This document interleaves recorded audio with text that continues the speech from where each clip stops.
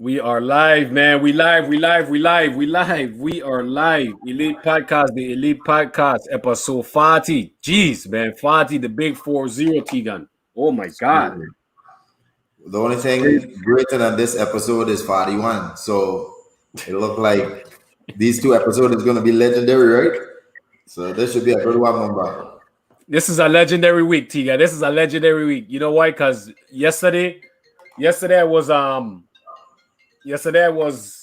the Livewire Sports. So I kick it off the week yesterday. I know I was watching a little thing, but you was giving Mostly a story, and I didn't really want to hear it because I want you to give your story from your perspective so I can hear it all fresh. Yeah, so I want a little bit. And then when you start getting into too deep with your career, I kind of, okay. It was kind of brushed over a little bit, so, you know. But yeah, it was still some stuff I know you didn't want to hear for sure. Yeah. You know, so but then we got Carlos today and we got you Sunday. So, you know, this is a crazy week. You know. Can't wait for myself. How about that? That should be crazy. Yeah, man. So he said to be doing. You said a what? All the talking that to be doing is about time somebody asking me questions. You thought to hear what you had to see if you go come on to be the guest host? Honestly, I didn't, dude. I just been kind of just trying to get my back 100%. So I gonna ask you. I gonna call you and talk to you. I gonna call you tomorrow. Yeah, and I talk to you almost every day. You know, that's kind of sad, but I just forget. Yeah, man. You know, so how the back feeling, man? I see it says before the last episode it was back pain. No, today's back feeling better 80%. 80%. I doing a little better. I can walk around a lot better. I ain't getting as much pain. Still got a little stiffness in the back, you know. Yeah. Can't wait to finish, my son. I haven't worked out in almost 2 weeks. I feel like I'm getting a dead. This is crazy. I feel you, man. I feel you. Crazy. Yeah, big up, everybody. Big up. We getting there. Yeah, man. Just take your time, man. Take your time. You need to take like about a good 3 months off, brother. Yeah, just letting the fans them know if you see me get up and I gotta take a little break, just know my back stiffen up a little bit. I gotta move around. I feel like when I sit down for a long time, that's when it'll really tighten up. So okay. Yeah. But everything is good, man. Thanks for the concern. You know I'm a trooper. Couldn't miss this one for the world. So I'm here. We say shout outs because we want to get right to this one. This one is very highly anticipated. So it's your world, brother. Yeah. Let me get the shout outs, man. You know, so the shout outs is for all the VI people them, you know, all the VI people them doing their own businesses, you know, entrepreneurs, you know, so big up to all of them. And we just showing them love, you know, from the Elite Podcast, you know, so we have the legends340.com, legends340.com. You guys go out and check out the website, you know, big up to Dingo. We also got Savory Eats LLC based in Orlando by Sheena Fontaine, you know, so you guys go out and support, man, support her. You know, she doing some stuff for Thanksgiving. So if you guys could hit her up, you know, if you guys don't feel like cooking, we got the Good Life Apparel. Big up to Nato. You know, much love to him. You know, the Good Life Apparel. You guys check him out as well, too. We got Andrea. Follow on Instagram at Melting Pot Cooking Class. Also, meltingpotcookingclass.com. You know, so on Instagram, she be posting some nice pictures. Man, them food to be looking delicious. So you guys got a chance to check that out. You know, we got Sebone Caribbean Restaurant. You guys got to support. It's down in the West. You know, big up to our Mitchell McIntosh. She's doing a lot of good things, man. You know, so big up to her and her husband. You know, we got Apollo Legion. Big up to Pollo. Is it Pollo? Pojo, right? Pojo. I apologize, Pojo. I said Pollo. That's chicken. Yeah, Apollo Legion. Big up, man. Big up. You know, I see you representing, man. So follow on Instagram, Island Destiny 340, Serenity Braids by Nikki. You guys go out and support. Check out her Instagram. You know, nice some good stuff, man. Some nice hairstyles and stuff. Big up to Rico Canario. His website is www.lulu.com/spotlight-r-canario. He got some books. You guys could go and check out support. He's a historian, man, in sports and just in VI history in general, man. Check out his Facebook. He be posting a lot of interesting pictures, man. Give you some knowledge about VI history and stuff. Also, we got Right Way Service Station located in Princess next to Avis. So you guys always go, you know, fill your car up, get something to drink, buy some ice, etc. Also, we got Dave Paris with Paris Enterprise, so big up to Dave, Paris Enterprise. Also, follow on Facebook at Live Wire Sports, so big up to Lorena, big up to Shaq, big up to Shane, big up to the whole team. Much love to them. I was on yesterday. If you guys got a chance, check out the episode, but I will show support to them because they're doing a lot of good things for the youths. Most importantly, they're doing a lot of good things for the youths. They're doing a lot of book-a-thon, a lot of giveaways and stuff like that, man. So you guys got to support, really support them. It's a bunch of young, they're real young and they started young. So they're ahead of their time. And hopefully in the future, they could have, they could be on a cable network in the VI. Hopefully something could happen where they could have some, at least 4 hours in a day or 5 hours in a day, just highlighting all the different stuff they're doing. So much love to the whole team. Live Wire Sports, follow on Facebook. Also follow, big up to Frenchie, his artist, Midnight, follow on Instagram, Twitter, Snapchat at The Real Midnight. At The Real Midnight. And that's Twitter, Instagram, Snapchat. Also TikTok as well too. Follow on Facebook at Real Midnight ENT as well too. What's crazy, Tegan? I don't struggle saying individual letters for some reason. I gotta have to think. Like it's crazy. I don't know why. So I should have paid attention more in school. No man, you're doing good. Trust me, you're doing really good. I ain't bad. That's what I like to hear. Big up to our Next Level Up Printing. Big up to Chico, man. He did a lot of good shirts for G-Nix, So big up to Next Level Up Printing. Chico Harris. Big up to Chico. He done it on the west side as well too. You guys can go and check him out as well. OliviaDesire.com. Check out the website. A lot of nice jewelry, man. Beautiful jewelry. So you guys go on and check that out. Thanksgiving coming up, the holidays coming up, Christmas coming up. So you guys go on and check it out. Get your gifts right away. All my fellas, all the guys, you guys go on and buy your significant others, your sisters, your daughters, everybody buy them something. But you always going away with trouble for son. No man, you just yeah. Big up to Bubbles Promotion. Much love to Because. Big up Bubbles Promotion. Also follow on Facebook, Brino's Kitchen, another cause, Brino's Kitchen as well. Big up to Mona Bass. Much love to you, Mona. Follow on Facebook, and that's at City of Refuge Worship Center. They live stream every Sunday at 10 a.m. So if you guys get a chance, check it out. Also, AIM Credit Repair LLC. AIM Credit Repair LLC. And that's our future guest business. Big up to Carlos Hawkins doing his thing out in, Minnesota. So much love to him as well, too. Also, Calypso Clothing LLC. Big up to Dwayne. Big up to Dwayne Crozier. He has his clothing line. He has some nice shirts, man. So you guys check out his website. Go out and support Dwayne. Go out and support Dwayne. Calypso Clothing LLC. So you guys check that out, man. He doing big things. So big up to all the entrepreneurs and everybody doing good things in the VI. And the ones that I didn't mention that I don't know about, big up to you guys too as well. And keep doing what you're doing. We admire you guys from the Elite Podcast. Big time, man. You're getting so perfect. I ain't even know what to say. I just got clapped. I hope the viewers clapping too. They better be clapping home. Yeah, I want some claps in the comment. Everybody don't come in. Clap. Yeah. Try to take it to the next level, Tegan. Yeah, man. You're doing a great job. Yeah, man. Much love, man. I appreciate it, man. So last episode, let me get to it. Yeah. Talk to me. So last episode we had Jareem Dowling, man. 1 second, I got a cough. Let me mute my mic. Jareem Dowling, Tiga, man. Honestly, I was looking through some newspaper clippings and I found it, with Jareem Dowling playing basketball in middle school.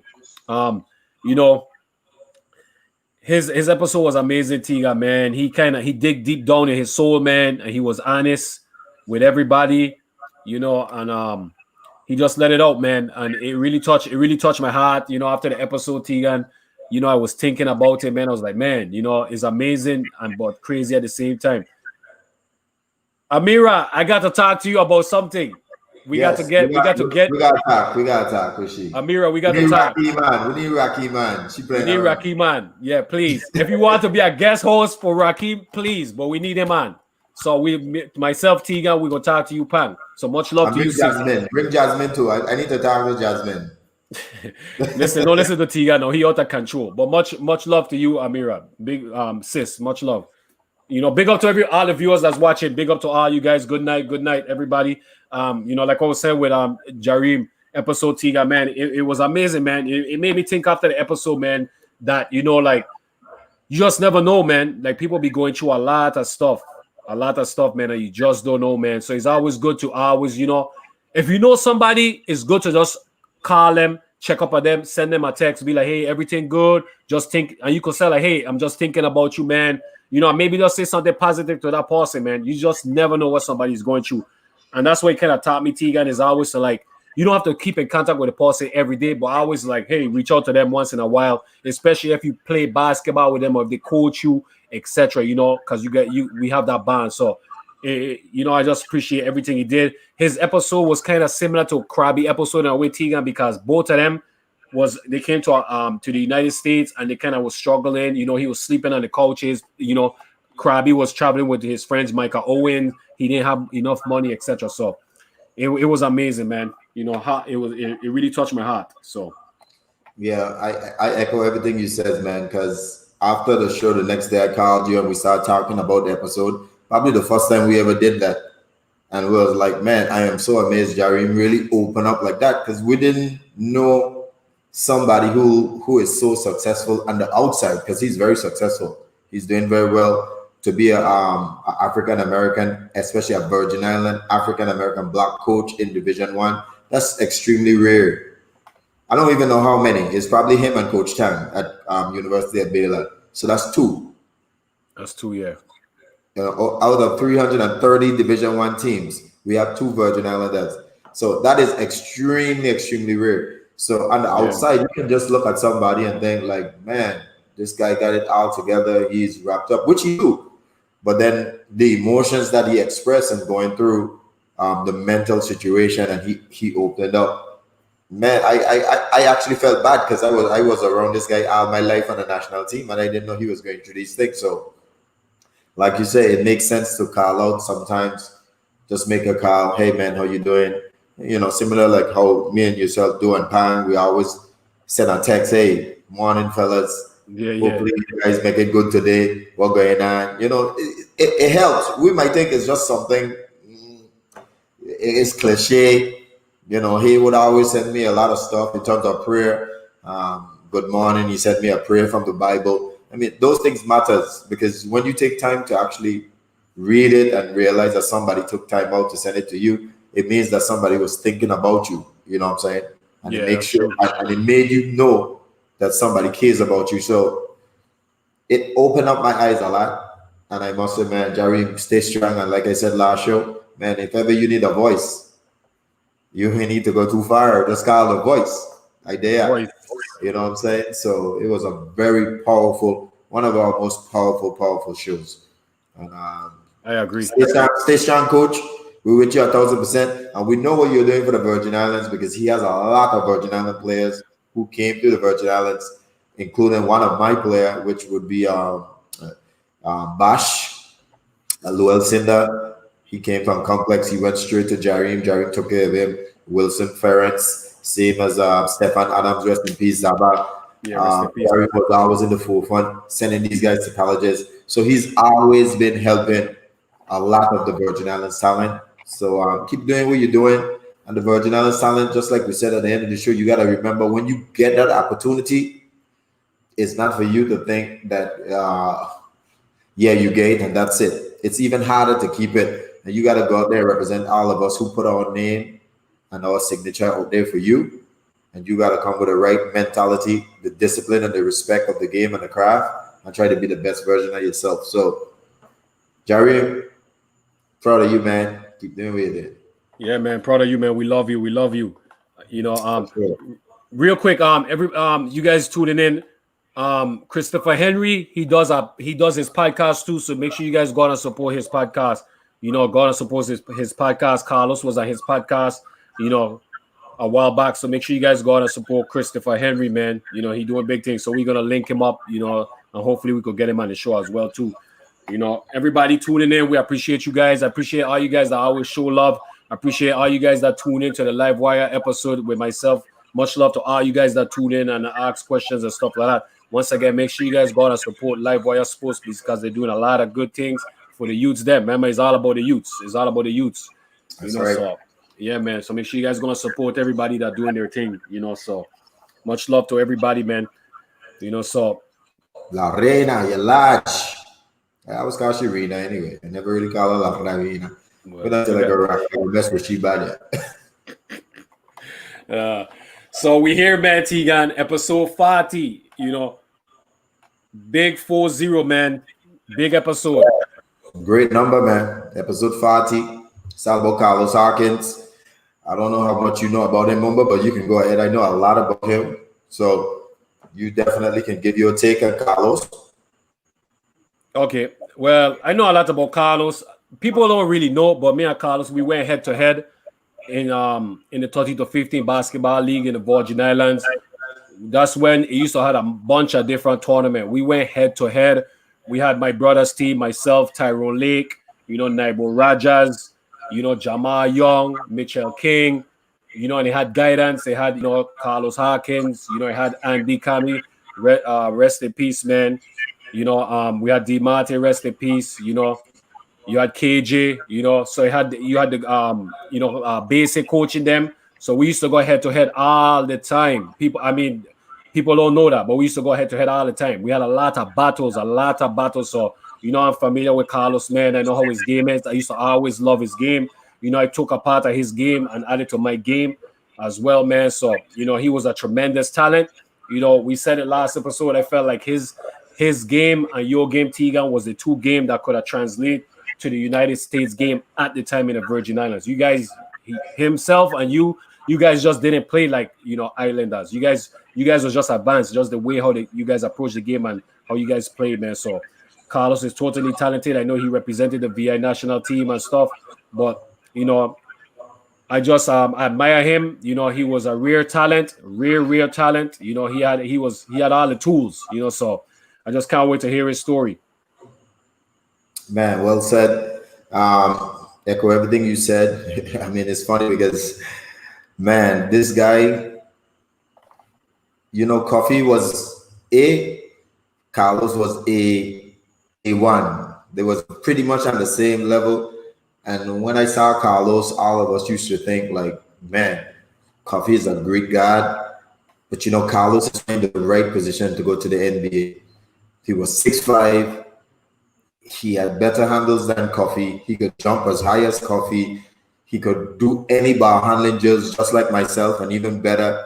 He was like, his game was like a split game of mine with athleticism. That's true. And I ain't even lie to you. I used to tell this guy, dude, you don't understand. When I look at you, I see myself a bigger version. And I believe you have a way better opportunity than me to go to the NBA. He was that great. I mean, he was just that great. Plus, he was in the right position to make it. So this story really is going to take, I mean, I know most of his story, but I know this is going to awaken a lot of players in the VI because they don't know the talent that Carlos Hawkins. I'm going to tell you how great Carlos Hawkins. Carlos Hawkins actually mirror a Jabari Brown from St. Thomas story. Both of them was on that trajectory to be a first-round draft pick in the NBA. What happened? And that's what the Virgin Islands need to know. What happened? Because I know in my heart, I tell Carlos this many times, he was NBA first round. I don't lie. I just speak the truth. You speaking truth. Not like Coffee wasn't NBA and myself wasn't NBA, but our road was much harder. Me as a point guard, a dime a million. You can find any great point guard a dime a million. Coffee as a great player. Coffee can play a lot of the position, but at the time he was playing more of the 3-4 at 6'4". People were always going to judge him on his size and whether or not he could play the guard position, which he could, but people was going to question that based on what he played in college. Carlos was a bona fide 1-2. He could play the 1, he could play the 2.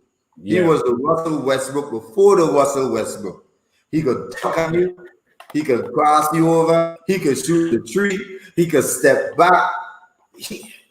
This dude was he was amazing. Man, you giving me goosebumps, man. You talking facts, man. That's crazy. You giving me goosebumps. He You was talking amazing. facts. So without a doubt, man, Carlos, welcome to the show. We definitely want to hear this story, how it all began. But man, the Virgin Islands definitely need to know what happened. So, amigo. Yeah, Yeah. thank you for having me, man. I appreciate it. I've been excited to tell the story for a long time anyway. So you guys are like Jerry was real, but I think I gonna fill in a lot of the gaps, and he could tell his piece after I tell what's going on, But I started, as you guys know, in Water Gut, and I I used to play in the Shabbat League at first, and dude, I was so shitty in the Shabbat League. So they used to beat my ball, and I used to want to quit. And I pardon him, Abdul used to always come to my house and say, Carlos, let's go to the court. And I ended up playing the Iceman, kind of took me on the wing because I had a little dribble at 200 where he used to like. He said, Carlos, if you could do that, then man, you'd be good. You know what I mean? I used to just try all the time. And, as I continue to walk and stuff like that, work on my game, I end up at Elena. And that's when everything started to really take off, my son. I could tell you that. So why I don't know, right? I do name Peter Goodwin. I remember Peter Goodwin. Yeah, we remember Peter Goodwin. Yeah, Peter Goodwin was the first man before I could even play. I said, man, you're gonna be good in basketball. You gotta stick it out. You know what I mean? You gotta play. And I said, no, man, I can't play basketball, Peter Goodwin. I was a poor dude living in Water Gut, being in the sneakers. My sneakers, they used to have holes in them, right? And my snacks used to come through.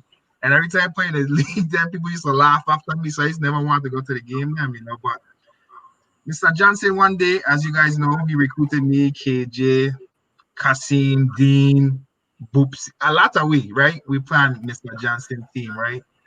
And that's when everything went really good for. We had Jareem, we had KJ, we had Andy, Kasim, Winston, and we won our team. And Mr. Johnson watching my face one day playing on the court. He called me to the side. He said, Carlos, you want to play basketball in the US? And I said, yeah. And, I said, yeah, that's what I want to do. And he said, okay, you got to follow my lead. I'm going to help you get it. And that's kind of like how it started, and what people don't know is that originally the state of Delaware came to St. Croix when I was 14 to take me to the US. And I'm going to tell them no. You know what I mean?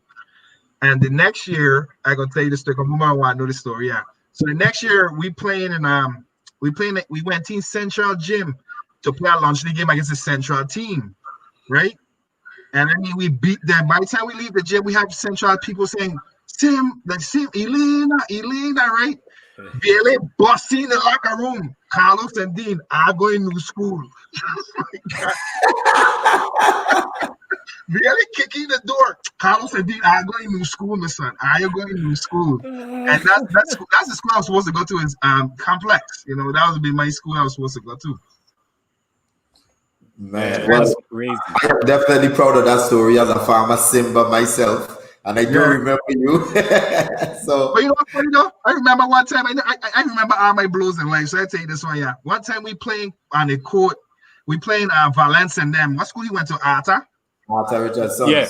We play Arthur Richards and Valence and them there. And Tegan on the court doing the thing, right? And Kifolet was our shooting guard. You remember Kifolet? Yeah, I remember Let, yeah. Like Kifolet. And Tegan said to go, I remember, I forget it like yesterday. I never forget it. He said, Peter has put Carlos in. Peter said, Carlos is shit, man.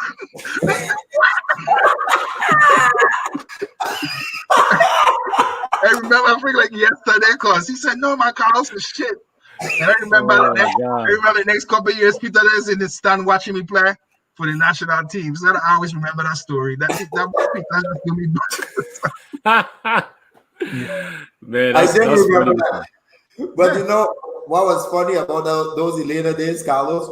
You was not really that tall as yet. You know what I'm saying? No. You actually shoot up when you went to the state. But you was more like a little shorter than me at my height. So all of us was really at the same height. And Clifford could have really shoot. But I saw that game from early. So I used to be like, Peters, man, you need to put in Carlos. Because Carlos used to do, like you say, Iceman then 1-2 dribble. And the thing used to walk, remember? So I used to be like, man, Peters, you got to put in Carlos. Man, this man got game, man. This man got game. But You just never used to get no bird, B.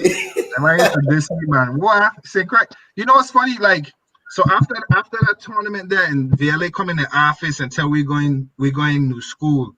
I said, wow, I could play basketball, but I didn't really know I could play then though. We played an R-type tournament in the sun, and this was a big tournament, and I remember it like yesterday. I see Pan trying to ball off the backboard and dunking. I said, who this dude be? I want to play this dude, right? And Pan remember this though. The first time I ever dunk in my life, I didn't even know I could dunk. Pan walk up to me and said, nice dunk, Lewis. I said, what? This man told me?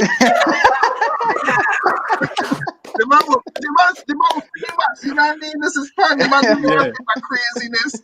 And I was just so happy, my son. And I went up, I ended up winning the MVP of that tournament. And in the midst of that, Johnson had kind of talked to me about going to the US, and my mother said no the first year, but the next year it was go complex, and it's a week, 2 weeks into school.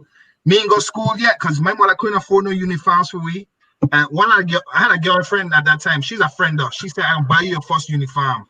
And I'm doing it boopsy after to buy me some sneakers for me to go to school, you know. Wow. And I think I remember. Rest in peace, Boopsy. Yeah. Oh yeah, and rest in peace for real. And that was the day I end up saying, I go into my mother's house and I said, yo, you want to let me go to the US? And right there and there, she said, call them. And within 1 day, they were down there picking me up. They fly down and pick me up. And at that point, it was a judge and 2 senators come to pick me up from St. Croix. So that's how I end up in the States. Wow. Yeah. Wow. Oh, hey, good night, everybody. Good night, Danny. Welcome. Yeah, welcome. Let me hear your version of how Jareem get to go up there with you, because we just learned some news that I didn't even know Jareem was up there with you. So what happened was Jareem called me and he wanted to come up there, and I didn't, I know Jareem, but I didn't think he was that good in basketball, right? Period. And I was like, man, this man can't come up there, man. But the man called me and the man said, look, let me make it happen. So I talked to the judge. And the judge said, okay, but at this point, she couldn't afford to pay for me and Jareem. So she paid my way. So entire been that she take care of me and Jareem's mother, and he found out to take care of Jareem. And Jareem just come up there. He flew up there, and it was a hard transition for all of we, right? Because I didn't know. I wasn't good at basketball when I first get to America. Because these dudes were bigger, faster, stronger, had more game. I remember people used to laugh at me in the court, right? Because I would run up the court fast, dribbling and miss it layup, but these men just doing textbook stuff on a playground court. So Jareem come up and it was kind of a tough transition for us because it was a culture shock for we, right? Because the first place we went was Delaware, and in 1996 the snow had 13 inches of snow. You know what I mean? I end up crying to come home. I cry and I bawl. I swear, I come home. I remember Mr. Johnson calling my mother, cussing me out. This son, like, what are you doing? You're stupid. So Jerry come there strictly on baseball, though. That was his selling point because the Duke played baseball. Yeah. And what happened was I tried with baseball with Jareem because if Jareem gonna play baseball, I gonna play baseball too, right? They didn't want me. They just wanted Jareem. I played the practice with Jareem and everything. And they didn't want me. It was originally baseball was he selling ticket because that's what they wanted to be for baseball. Hey, but one thing, I ain't gonna let you sell yourself short. Before you left home, you had some skills, boss. Because you've been on a lot of people's radar. You might not know it, but you was on our radar. Trust me, you was on our radar. I was good from going home, right? I ain't gonna lie, I was good. But when I get to the States my sophomore year, I get even better, I would agree with that. I would tell everybody, right, that Jerry would tell you, I own Delaware. I had Delaware in my pocket, in my hand, because, I go down the street, I trust something on the ground, they call the police saying Carlos later in. You know what I mean? Wow. That's crazy. We couldn't do nothing. We were some big fish in a small pond. And I mean, it was horrible. I hated every moment of it, man. I hated it because I couldn't be a kid, That was a big factor in my downfall. I could not be a child. Yeah. And let me ask you, Carlos. My question when you have first come back, because you was with Base, so I was used to get to see your game before everybody else. And I remember you and Elena because we was on the same team. Yeah. I said, Carlos, how the hell you get so good? What the hell you do? Because honestly, I didn't practice, right? I ain't gonna believe this. I just Thing, studied you the say you game. never practice. I just studied the game. I started watching videos because back then they had the Michael Jordan CD, the VCR tape for Michael Jordan. I used to play constantly every move on the baseline, trying to mimic the movements. You know, I didn't do it. I just tried to like perform my way, and it was weird. I really did not practice. Jeremy tell you, I'll be sleeping and everybody in the gym lifting weights. I did home sleep. You know what I mean? I really just studied the game. I understand. Yeah, seriously, that was true. I studied what people were doing and what I want to be like. When Iverson come with the crossover, because people used to come to Philly to see me do that crossover. I know. You know what I mean? You are one of the nastiest crossover I ever seen in my life. You know how a lot of people used to get low on the crossover to try and like make sure you don't get. Carlos crossover used to be like from straight up, but it's just the way how he put it. You ain't getting that them side. You can't get it. Yeah, it's that's total trickery. But you know, master it. I used to practice it on Jareem all the time. Me and Jareem used to go to the gym, and he'd be the victim about that every time, you know.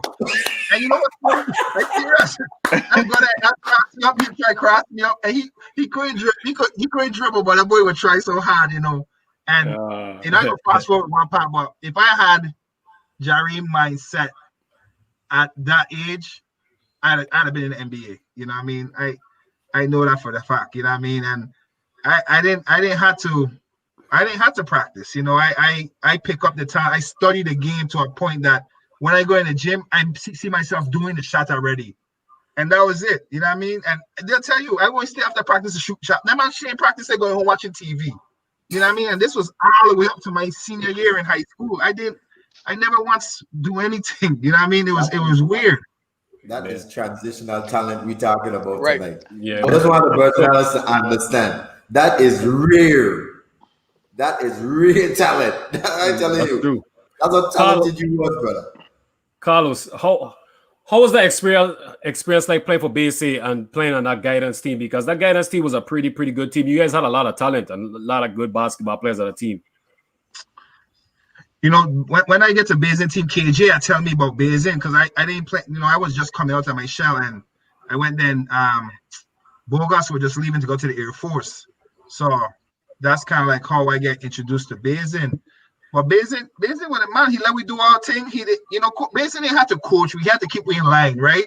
Because we had talent. We had a good team. We had Dean, Kasim, and KJ, and them. And we, like I tell Mumba before we start, we win every game for a whole year. We never lose a game. Only game we lose by forfeit because we didn't make it down there in our time. You know what I mean? Seriously. So Beijing was the man. Beijing was a good coach. And he always believed in me, man. I remember one time I fought out in an Arta game and the whole gym stand up clapping. And I just watched him. I had tears in my eyes and he said, "Los, don't worry about it. You're going to have more of that coming." That was the first time I experienced hate as a kid, you know. From a fan, I'm like, what? Wow. People hate me, so they clapping for me. They're clapping for me falling out. You know what I mean? So cool. But I don't know the game. I would more say more respect. They respect the game so much. That's when you know you're good. Like seriously, that's when true. You know you're good. So you used to have battles against Mumbai and Arta? Yeah, so Mumbai. So we had battle. I guess I remember Mumbai. I was teasing the all. I said, Mumbai, you remember how you make that team lose the game? Mumbai ended up by 1, right? They really have court. Mumbai teams line up on the right side for our basket. Mumbai line up on the opposite side. I take off running. He just try the ball. We win the game with 4 seconds on the clock. Mumbai just show me the article. Yeah. I get an article right. I get an article right, chat. Right, chat. Oh, right, chat. I get an article. Crazy. Yeah. Crazy, man. Mumbai is an archaeologist, man. You don't save all these. I'm telling you, he got everything. Hey, you know what it is? I even remember Wim Tribes. That Mumbai sent me texts. You know what it is? This is what it is. Because that'll be on Facebook and I'll hear people talking, but it'll be accurate. And I get the evidence right here in the shoebox next to me. So I just be laughing. Because they wasn't outside when we were playing. Yeah, they wasn't outside when we were playing. He said they weren't outside. No, they weren't outside. Let me I ask never you. used to. Hey, I never used to see them in Shabbat. I never used to see them in Ata Gym when we had That's game. true. That's True. So, So let but me much ask you love. this question, Carlos, because at those times they had 3 great players coming up. Like you say, Dean and them guys, rest in peace. Those guys was good too. But on the radar, it had 3 great players at St. Paul. Mumba, Coffee, and you. How did you gauge your game with our 3? Because our 3 was like the heir apparent of Pan, myself, and we had just love to watch Ayo clips. How did you gauge yourself against Coffee and then Mumba?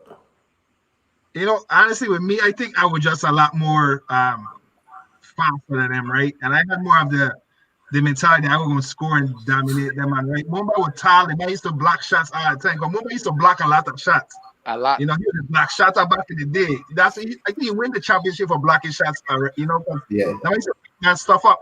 And Coffee, like to me, Coffee wasn't like he was good, but I don't think he was good as he is not like when he get older, right? I didn't see Coffee that much. I see Mumba a lot because I play with Mumba all the time. I didn't play much against Coffee that much.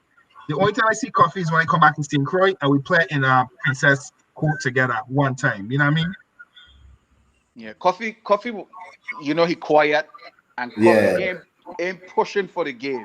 He always let the scoring come to he. Like Coffee will go and grab offensive rebound, run break, he ain't going like, so now give me the ball, like that type of vibes, you know what I'm saying? Yeah. That's why I think it takes so long for Coffee to like really like blossom. You know what I'm saying? Coffee would get his points in the flow of the game. Mumba know he's a star. He going and get a ball. Carlos know he's a star. He going and get a ball. You know what I'm saying? And that's the only difference that I could tell from Ayo, the true Ayo. Like watching Ayo come in and be like, but you right about one thing. If you get on a break and Mumba there anywhere near you, you better look back. Just take Just take a second look, so make sure that man is there, son. So he will clean you up easy. You gotta do you gotta do to win, son. You gotta do you gotta do to I'm win. gonna tell you something. I know it ain't my episode, but I after you, Carlos. So greatness follow greatness, right? But Mumba, you teach me something that nobody know, and I gotta let you know what you teach me on Sunday. Let's hear it. No, Sunday. Go wait for Sunday. Sunday. I gotta let you know what you teach me. Yeah, Punk, you was right about Coffee game. His game wasn't an attractive game, but he was very skillful. He could hit the tree, he could hit the mid range, he could post up, but it just wasn't exciting at the time. It wasn't exciting, but he was. I think for me, the issue with Coffee and Carlo, Coffee was always stick down because he was so tall. He was always the forward, maybe the center. We were doing the VI. As long as you're the tallest man, we just stick you in the middle. He could have do a lot of things on the wing, which we all later find out later in his career. But because he was on so many teams that they wanted him to be inside because he's the biggest, he get outshadowed. But with Carlos, from day one, Carlos been a god. It was just great to see somebody that tall doing what Carlos doing. Like, oh my God, who is this dude? I made Coffee play against Detroit in college, That's why I don't know. Me and Coffee fight against Detroit. Tell that story. Hold up. Let me tell that. I know he would have react when he hear that. I know he would have react. When he tell me that too. Del State and Coffee and I beat we were like 6, but that was a good game. I made Coffee talk a little shit because I was Coffee in practice because I was supposed to know Coffee game, right? For me, that man game. I know he's a wing. He set his team up. Yeah, let's see the man. The man has some long hand in the sun. Long hand and some big palms. Big palm, the man. So the man, he killed me, my son. The Coffee killed me when Murray State were good. That boy killed me, my son. And even Coffee has frightening sneaky hops for his size. Yeah, that dude was wicked, my son. That was a good game. Should be blocking 7-footers that easily, but Coffee can. Because I think I see the man dunk on Yao Ming when we were playing one of the overseas tournaments. In China. Yao Ming, yeah. It's crazy.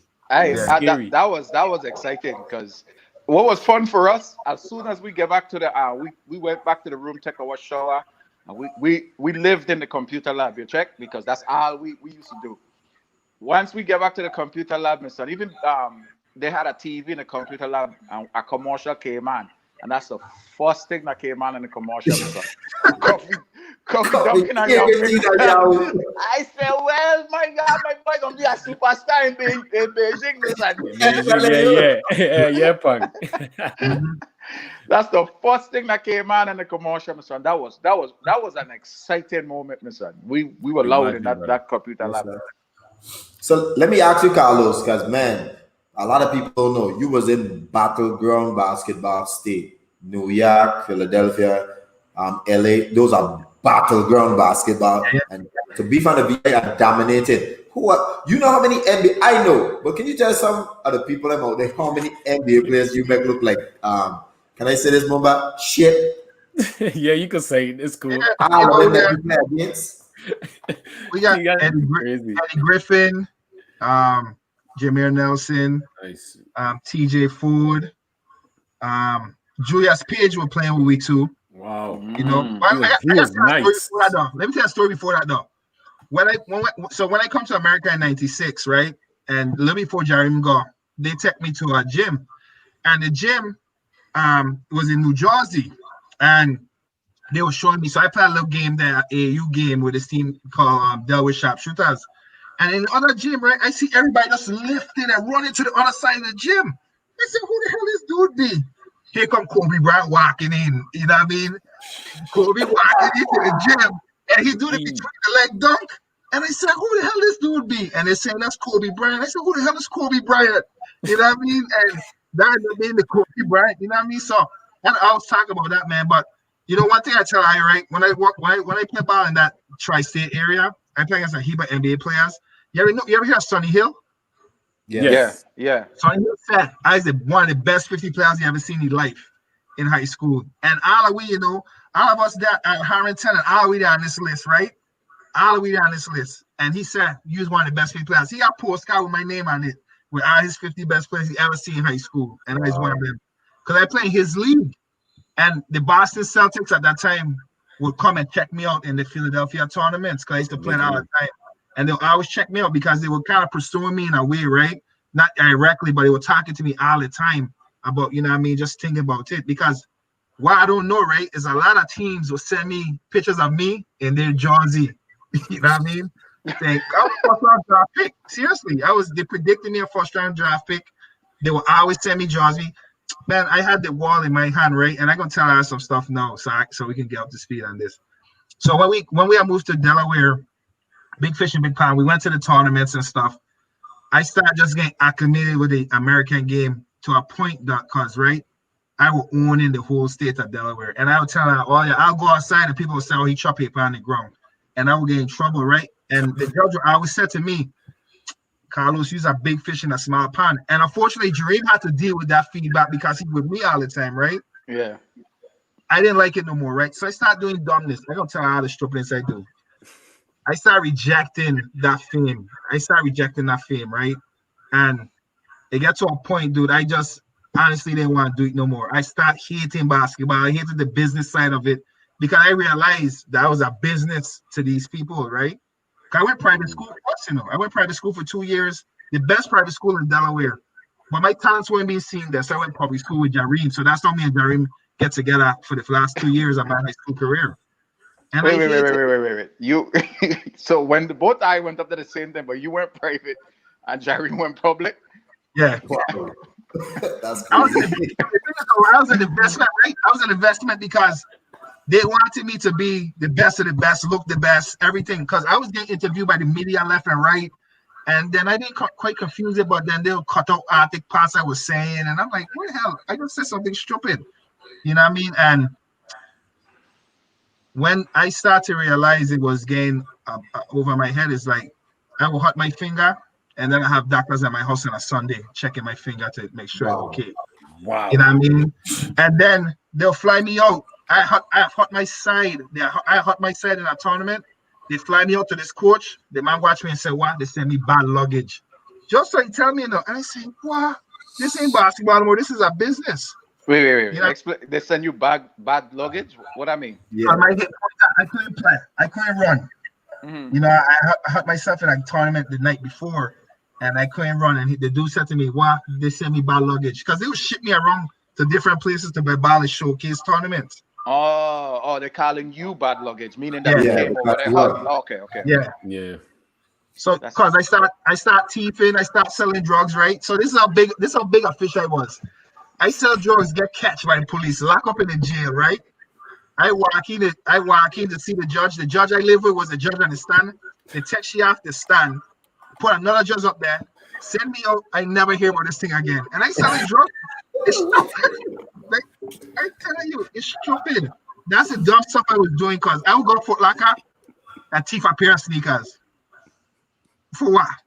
For no reason. Because I wanted to be a regular child. You know what I mean? It was, Man, insane, yo.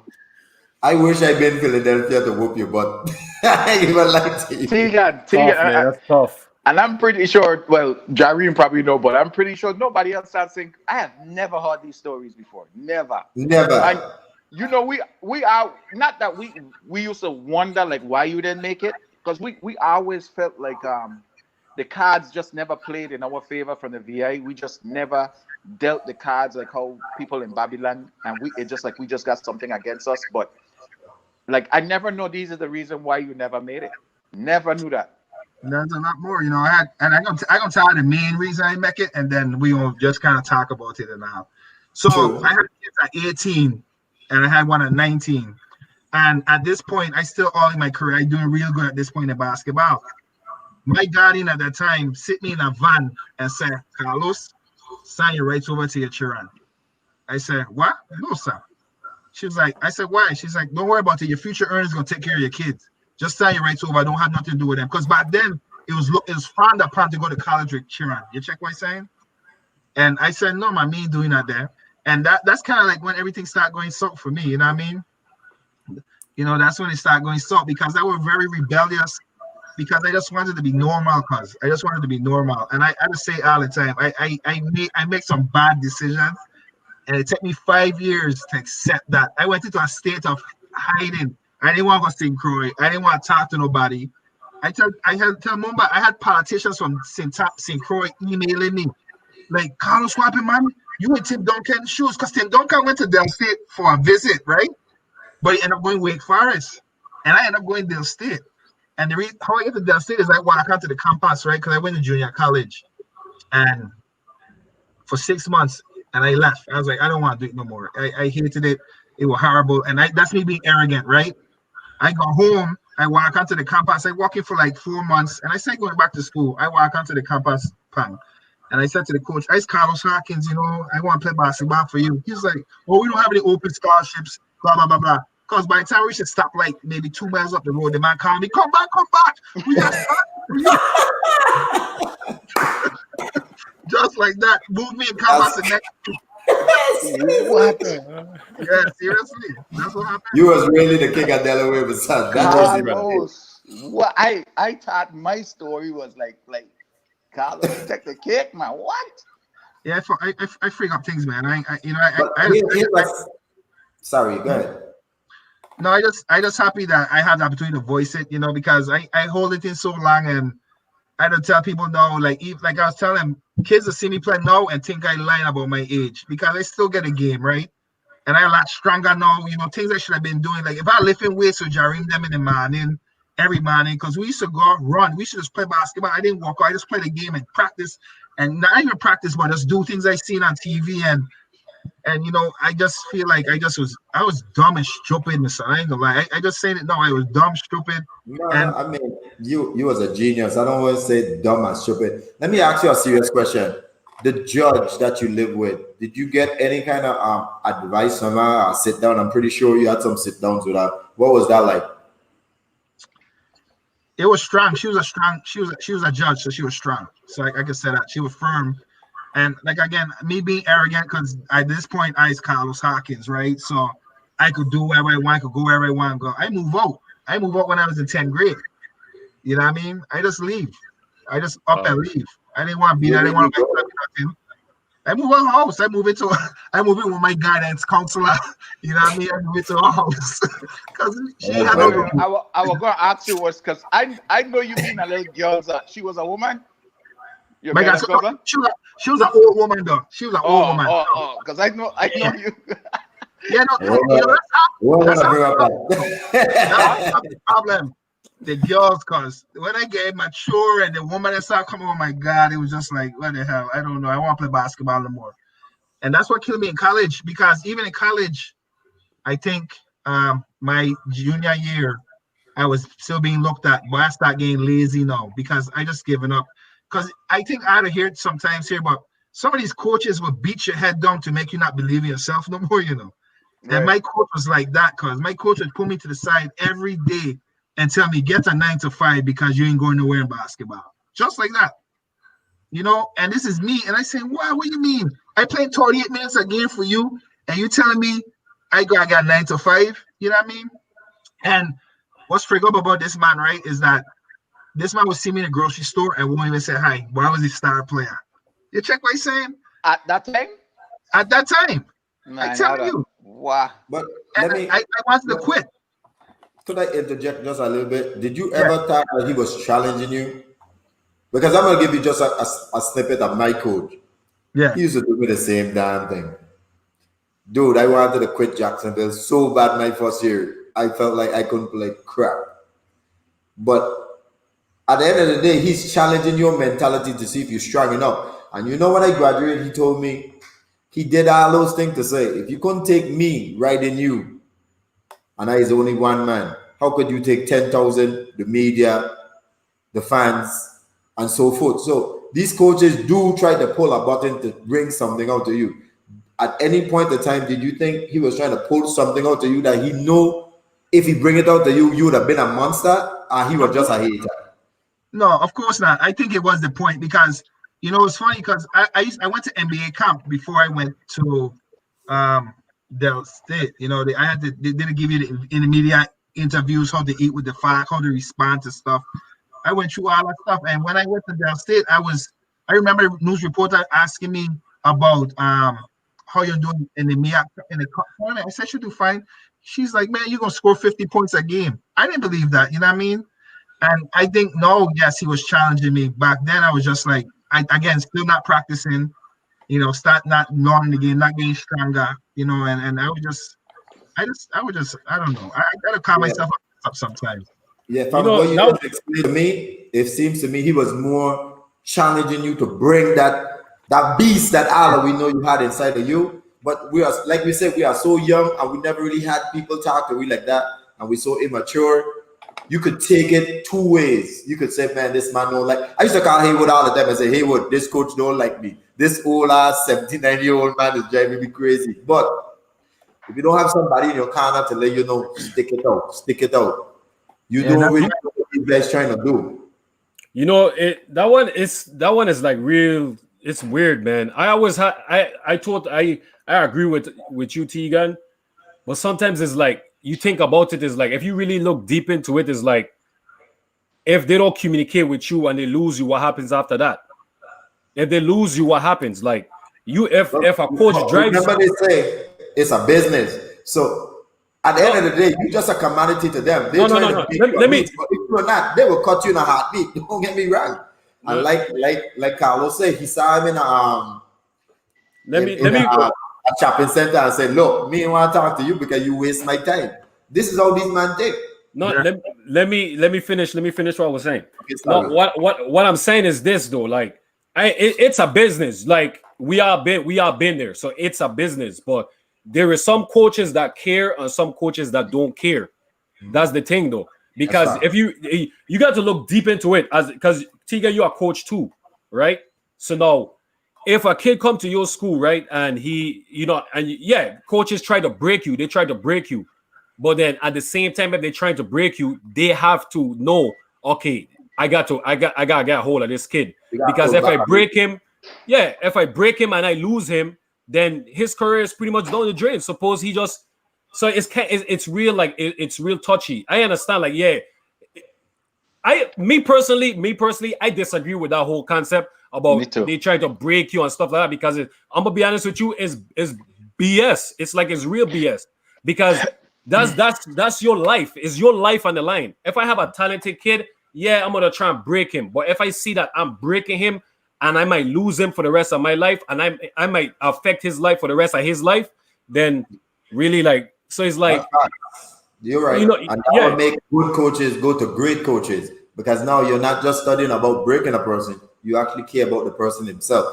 And that will yeah. take a good coach to a great coach. But we can't really turn the cap and say it don't happen. That happens a lot in America. I'm telling you Oh Yeah, no, straight. yeah. no, yeah, yeah, it happens. Especially with young coaches. Young coaches are trying to make their name so bad. They will throw you under the bus faster than a speeding bullet pass. You're Right. absolutely right. You're absolutely right. And that's a coach that genuinely don't care for you. He care about the moment. He care when his team win, it makes him look good, and that's That's all he right. care about. So it's in a sense, he really trying to break you. He's just an a-hole. You know, and it's funny with him. Like I found out later, the AD was telling him, "You got to play Carlos." You know what I mean? You got to play. He's the attraction. You know what I mean? People come to see play at Dell State, and it's Dell State, you know. You know, so it comes to a point. He said, "You got a green light. Do whatever you want to do. Flat out. This is my junior year. You ain't got to follow no plays. Just shoot the ball. Do whatever you gotta do." You know what I mean? That's what he's telling me. Just play your game, and that's why he come down to that he changed his offense around my style of basketball because I think Punk see me play. I was playing a slow pace game, and you know when I played Bethune Cookman, and it was a slow game. You know what I mean? And it was like it wasn't my style. You know what I mean? So it's a business, you know. And I always remember when we had played Jareem and them, and Jareem school had beat me by 1 point, and I remember playing against Jareem, and this is a story I always tell. So Jareem was always in my shadow, right? And when before Jareem went to college, man, Jareem had a talk on the porch. And I said, Jareem, you know what, man? It's time for you to go your own way because you're gonna always be seen as like behind me. You check what I'm saying? So that's when he went to UMES. I know he said went there for a friend. No, he went there after we had a conversation because I could take you to downstate with me. I could take you to Weimar College because I would be pursued by Virginia, Pittsburgh, Notre Dame. You know, I had some NBA teams like doing some little side-handed shit because in Delaware, right, I had bookies that would come to me and said, "Try a basketball game, try the game." Wow. That's Yeah, crazy. send me Yeah, and drive that's us to pick crazy. me up and take me to the strip club at midnight. Sneak me out my house, take me to the strip club every Saturday night. You know what I mean? These men, yeah, seriously. And these is men that will come to my game, buy me a pair of sneakers, take me shopping to buy stuff, wherever I needed. But I honestly rejected it because I never had my own money. So that's why I end up selling drugs, right? And getting catch the first day I start. You know what I mean? That's the First day, the first day. first day. First day. That sound like a Dave Chappelle skit, brother. First day. But that was but that was a saying though. That was a saying. You ain't got no business out Jefferson. I had None no business doing that. whatsoever. But that's the pressures like I always said I faced as a kid because I had so many people in my corner wanted investments in me that they would do anything for me. You know what I mean? And illegal and even positive stuff. But I just wanted to do my own thing. And I was stubborn. You know what I mean? I lose my focus on why I went to the States to take my kid, my mother out of water gut. And I stopped just doing everything I used to do, having fun with the game, realizing it was a business. People sending me places me want to go. You know, what kid don't want to trouble the wall? Me? I didn't want to trouble the wall. I want to stay home in my bed and watch TV. You know what I mean? It was stupid. And now I watch I gotta travel the world all the time. No, I'm like, I gotta do this long time ago for free. Long You know what I time. mean? Yeah. Yeah. That's Man, tough, man. That's tough, man. You are a kid. You are a kid, man. That's tough. You are a kid. you definitely got a story. I Yeah. was just about to say you got a story movie worthy, brother, or a book worthy, the man. Honestly, we up here laughing and we up here joking. Yeah. You really need to step into somebody publishing company and just say, hey, I got a story to tell. I just need somebody to write it, and just I would lay out a my story, and you tell me if if it's worth writing a book about. I guarantee somebody, like, once they hear your story, Carlos, I guarantee somebody get some naughty white boy to follow you around and while you talk, he type, write, whatever, or record or whatever. You could write a book about you or a movie about you. Honestly. I Easy. tell Muma the same thing before we start. I say I had people tell me, because what happened now with my business, right? With my credit repair business, I've been on so many lives recently after Chris had me on his show that like the BBB, the Better Business Bureau, Legal Corp is one of my business supporters, and other people that have businesses bring me on this show. After I tell this story, they'll say you need to write that book. That's all they say every time. You know what I mean? And it's just sad, but you know, and what I would say, like, I know you guys don't ask this question, but what I tell I right now is that if I could do the old Carlos again, I would tell Carlos this: embrace the moment and stay humble, right? And keep your eye on the goal, because I didn't want to hear nothing from nobody, so I make my own surrounding that everybody tell me yes. I didn't have nobody tell me no. Right. Jerry was the only person that would challenge me. But I was in school when we had practice, and we, me and my party try to fight like 50 times in practice because he's the only one that would challenge me, right? Everybody be like, "That's Carlos, man. Just let him do what he want to do." You know what I mean? Seriously, that's just how it was. And Yeah, that's the recipe for disaster. Yeah. And one thing I want to talk about Delaware, and Jerry may tell her this, so I'm gonna tell her, Delaware was one of the worst places for me and Jerry to be, right? It was so much politics there. When I went to James School, we became the number one school in this whole entire state. We were undefeated all through the year. Somebody filed like grievance with the DASA, the State Basketball Association, whatever. They forfeit 8 of our games because me and Jareem was considered aliens because we didn't have a permanent address. And we from America, we was Virgin Islands, but because we didn't have an address that was assigned to us in that school district, we lose all our games. Picture going into a gym with thousands of people and everybody saying green card, green card. That's all it said to me and Jerry. That's crazy. Hey, Carlos, real quick, plug your business because Delroy Denterville just asked what kind of business you have. Credit Repair LLC. We help people repair the credit, remove negative items off the credit report. You can look at me on the BBB and look at my website, aimcreditfix.com. That's awesome. I'm so happy that you're actually doing something great. Let me switch lanes a little bit. We won gold medal against Puerto Rico with you could call it a junior national team at the time, right, Pang? Because it was the university team that we had. Yeah. How was your experience in that team, getting to meet myself, Pang, Tyrone Alec, Coffee, and so many people that was above you? And like, how was your experience with that trip? Man, that honestly, that make me love St. Croix again, because I leave so young, right? And I don't know how to say it, but I leave so young. And when I come back, I play on the national team. We had the exhibition game in Central, right? Everybody did that cheering we on. Then we had the practices. But I had never been to Puerto Rico. I had been to Puerto Rico, but to play on that level, man, that was the best experience I ever had. And I always go back and read the article because I pang a hotty back. So I come in for pang. And No, it was my neck. Oh, got the neck. And that's how I end up in the game. Yeah, I stand up to take a charge, and Coffee being behind me. And when I came down, the back of my head hit Coffee knee, and that shit stretched my neck like wherever. That's dangerous, brother. Jeez. Yeah. Wow. And that's how I ended up playing. And that was the best experience. And we are playing. I remember this game we were playing in St. Martin. And that Rastama hit that half-court shot to win the game, and the whole arena running when the calls are running. I don't remember that story. I remember that there because I never forget that because we playing. It was you remember it was Barbados or Bahamas or one of them thing. This Rastama hit that shot from half-court and beat me, and I see a dude run around the court with a cow. I don't remember that. In Puerto Rico? No. You probably was on one of them junior national team, man. That was in. Okay. Yeah. We wasn't on that team. You probably was with Zoro and some of them guys. Perry was a coach? Perry was a coach. Real quick. He did take a junior team somewhere. Yeah, but that wasn't enough. Real quick. Sorry to interrupt, fellas. Real quick. Just I'm a plug. Christopher Henry has a show. Comes on at 9 p.m. Wednesday. So if anytime you guys want to check that out, you guys could check that out. Support what he's doing as well too. He had Carlos Hawkins on. So you guys support Christopher Henry, man. Much love. Chris, my bad, man. At a glance your show, but I didn't know it was a real show. I just thought you were going doing live. But I definitely gonna start watching Chris. I ain't gonna skip over it no more. I just thought you were just going live, honestly. Yeah, so you guys make sure you guys support as well as Live Wire they be on every Tuesday at 7 p.m.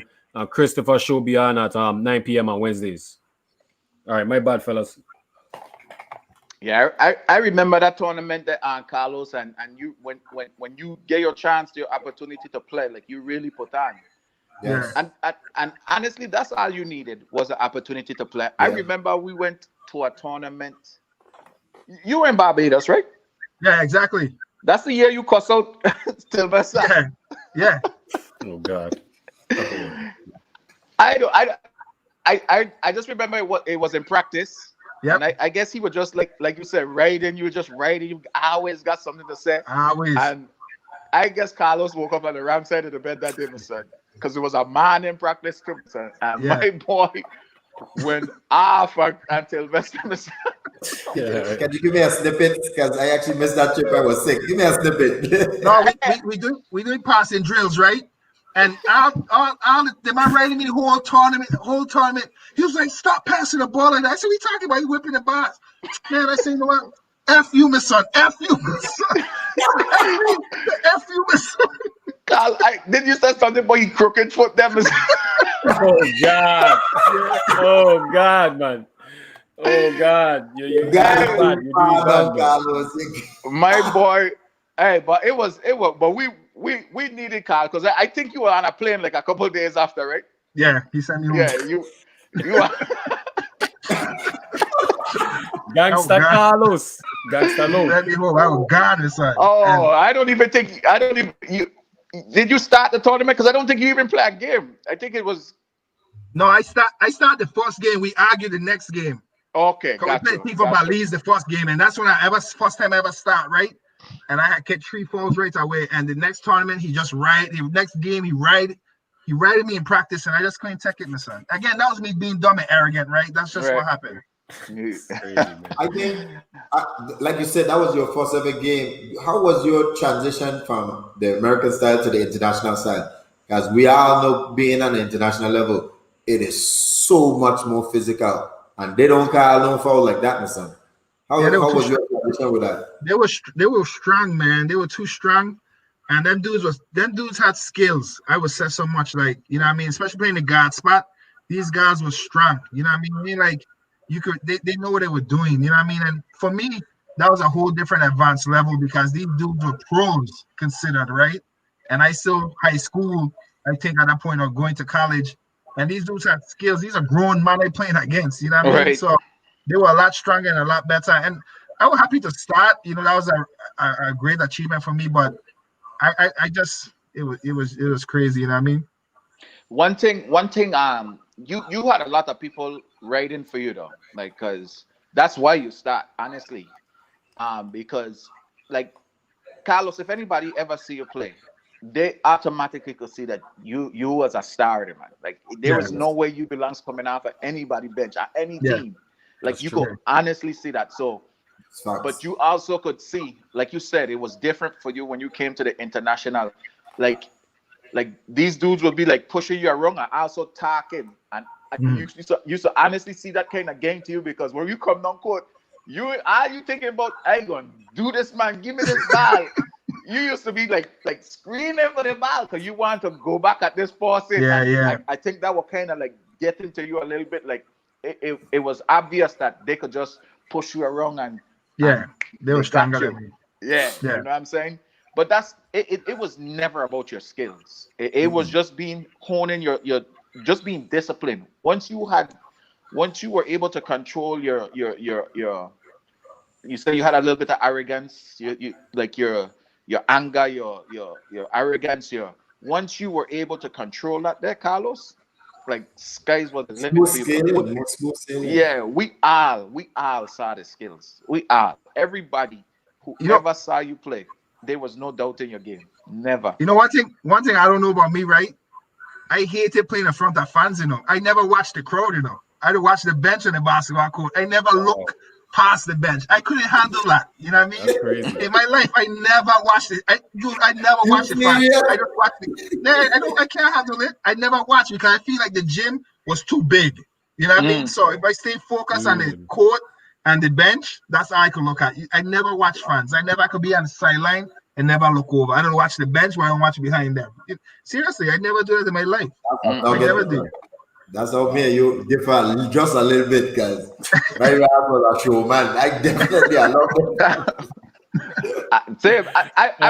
I wasn't a showman, but the crowd never bothered me. I used to get excited when I do something and I could hear like a different tone in them or Yeah. quiet them or so. But I like you, Carl. I ain't really got time to look all up in the crowd. And whenever I look in the crowd and I see somebody talking, I used to just watch them and just laugh. I ain't got nothing to say back to them because that nothing that you saying affect me on this court. Nothing. Zero what you saying will affect me on this court. But I never used to like looking up in the crowd either. Only thing I used to focus on was these whatever they in these four In corners front right of there. you. What they in between these lines. That's the only thing I used to focus on. I praise I had a good well, focus. My ass was study the crowd. I wanted to shut them up when I did on the road. And when I home, you better believe I could be like Iverson doing all kind of shit. All kind of crazy. That's Even Tegan. That's Tegan for real. Yeah. even in that league there in that tournament in Puerto Rico, I remember one time Perry come and practice. I think it was a championship game. He said, "I want her to do this. I want her to when I walk out before I lay up. I just want her to just stand up and just take 10 seconds to just look at the crowd. Everybody, just line up and just look at the crowd."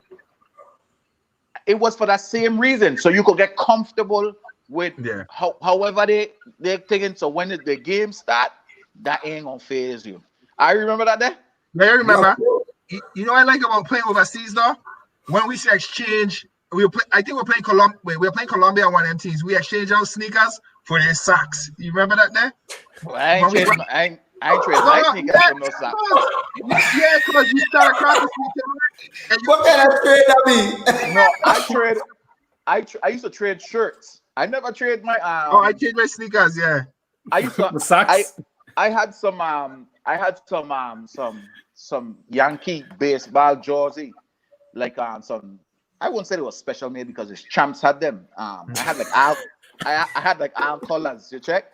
I had like an orange, red, like a lime green. Like I had all colors. That's what I was trading when I was over there. Yeah, I traded my sneakers. I ain't trading my goddamn sneakers, no sir. Because a lot of time when we were trading stuff, we were getting like pins and hats and no sir. I ain't trading my sneakers for them thing. They crazy? No, the stuff them that the national team used to give me, I used to trade them thing too. Yeah. Like I remember one time we got some whack ass like walkout suit. Miss one them thing never make it back to St. Croix, Miss one. No sir. Brazil. That was in Brazil. That never make it back to St. Croix, Miss one. You say never make it back to St. Croix. I ain't want this yeah.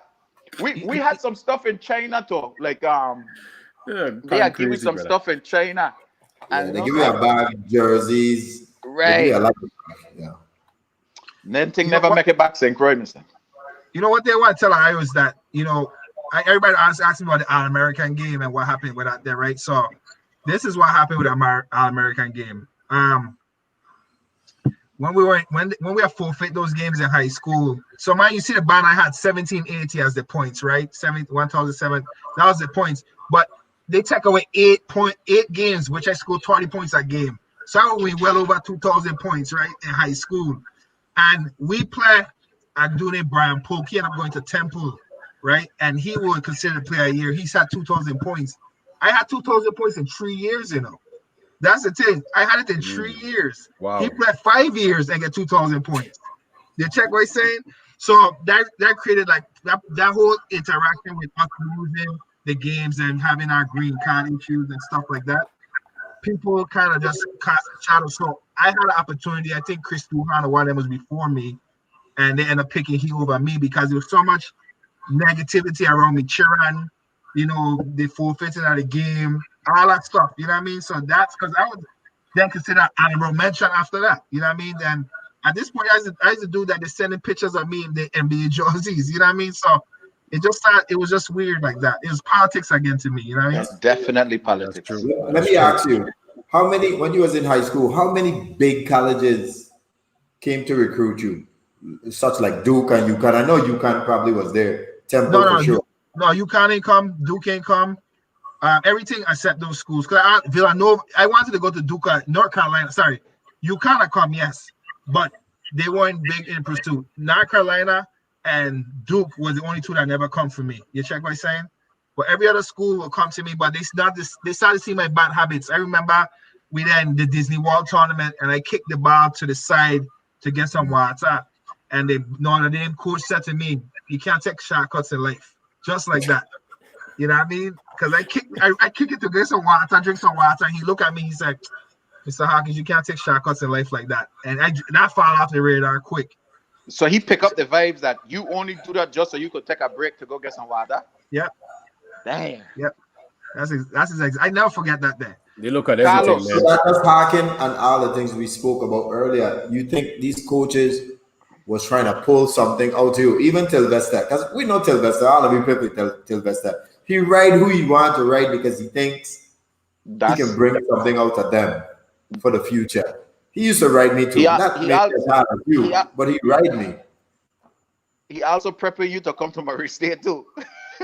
Yeah, he was really for we to come to Murray State. So did you ever look back and think, man, these coaches were really trying to pull something out of me?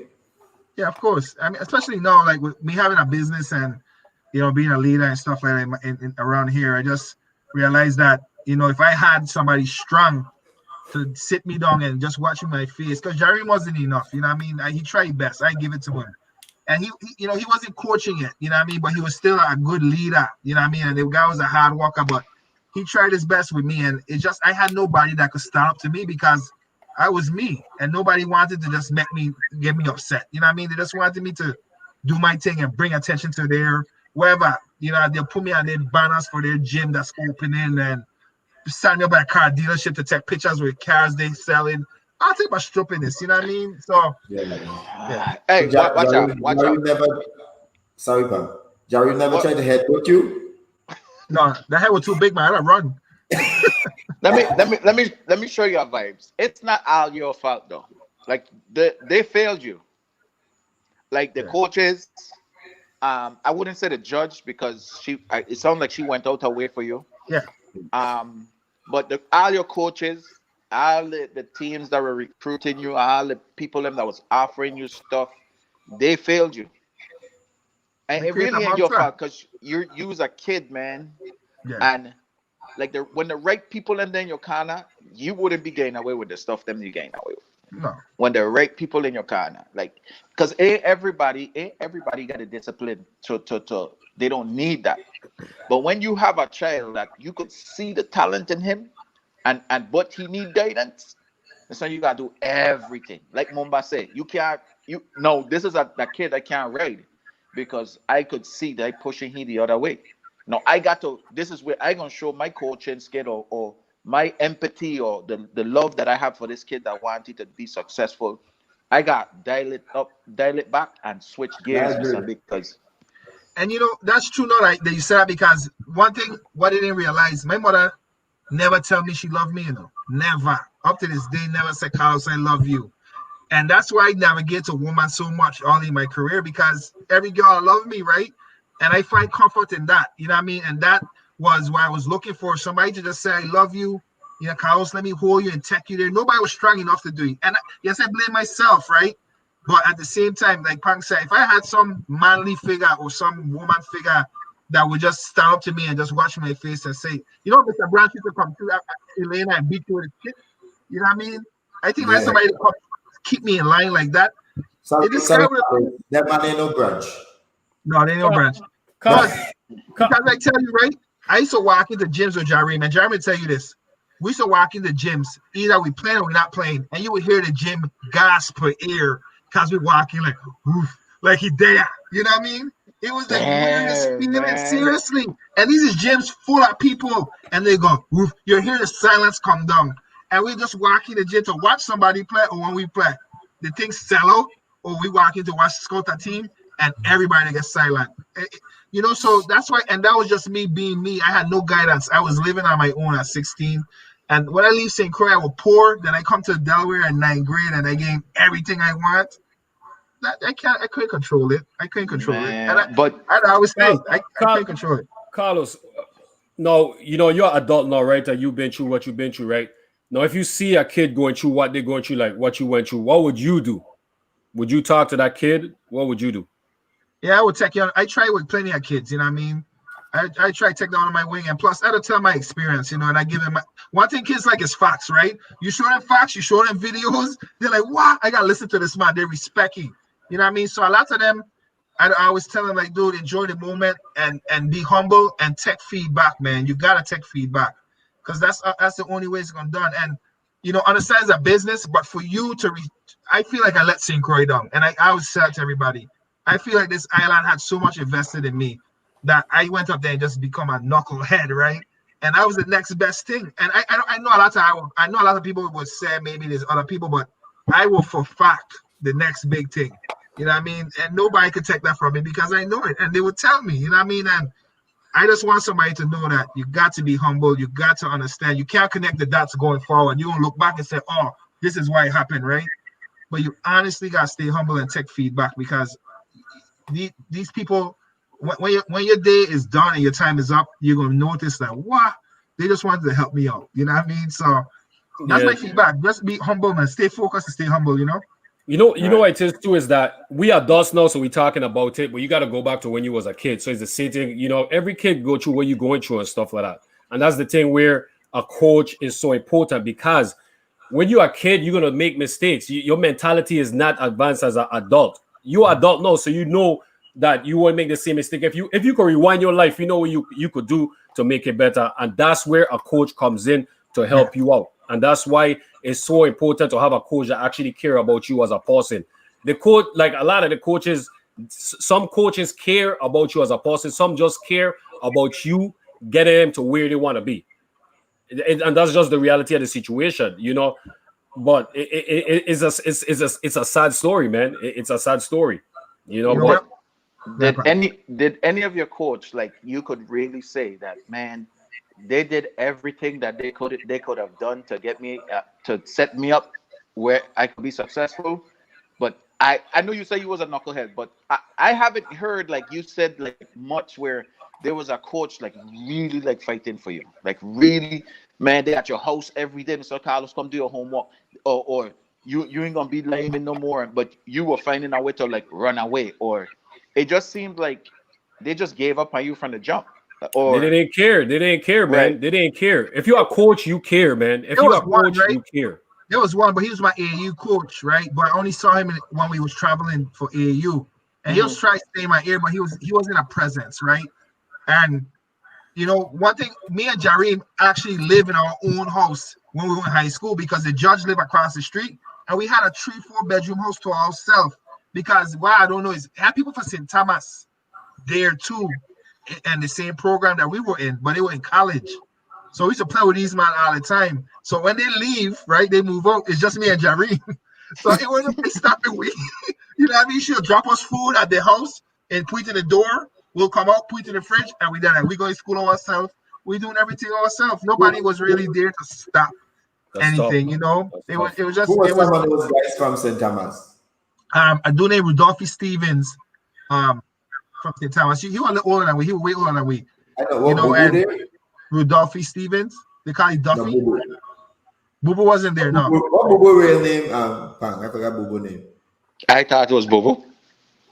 No, it's not Bubu. Akeem something. Is it Akeem? Akeem Lewis. Akil Lewis was probably there. Yeah, but Bubu left early too.